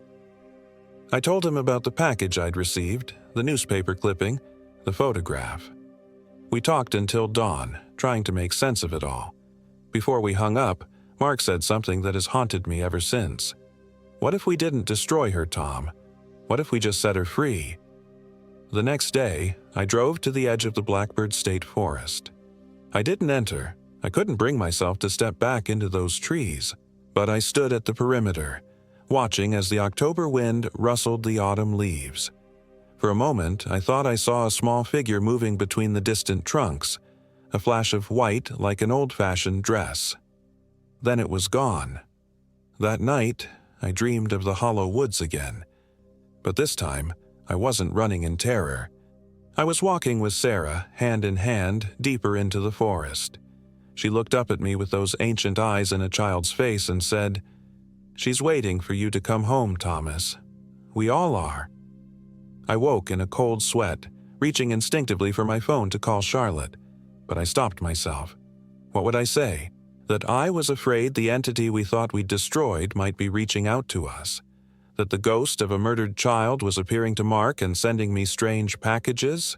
She had moved on with her life. I should let her be.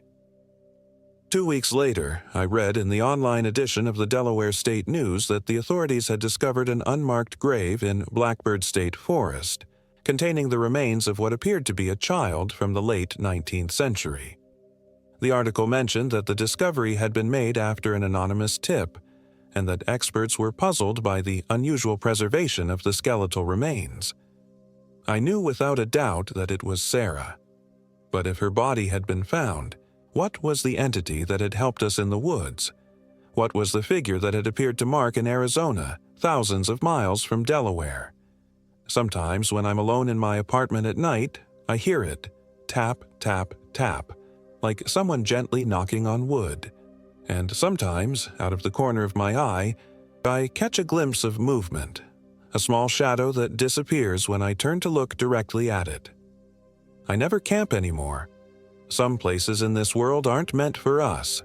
Some woods should remain untouched, some paths untraveled.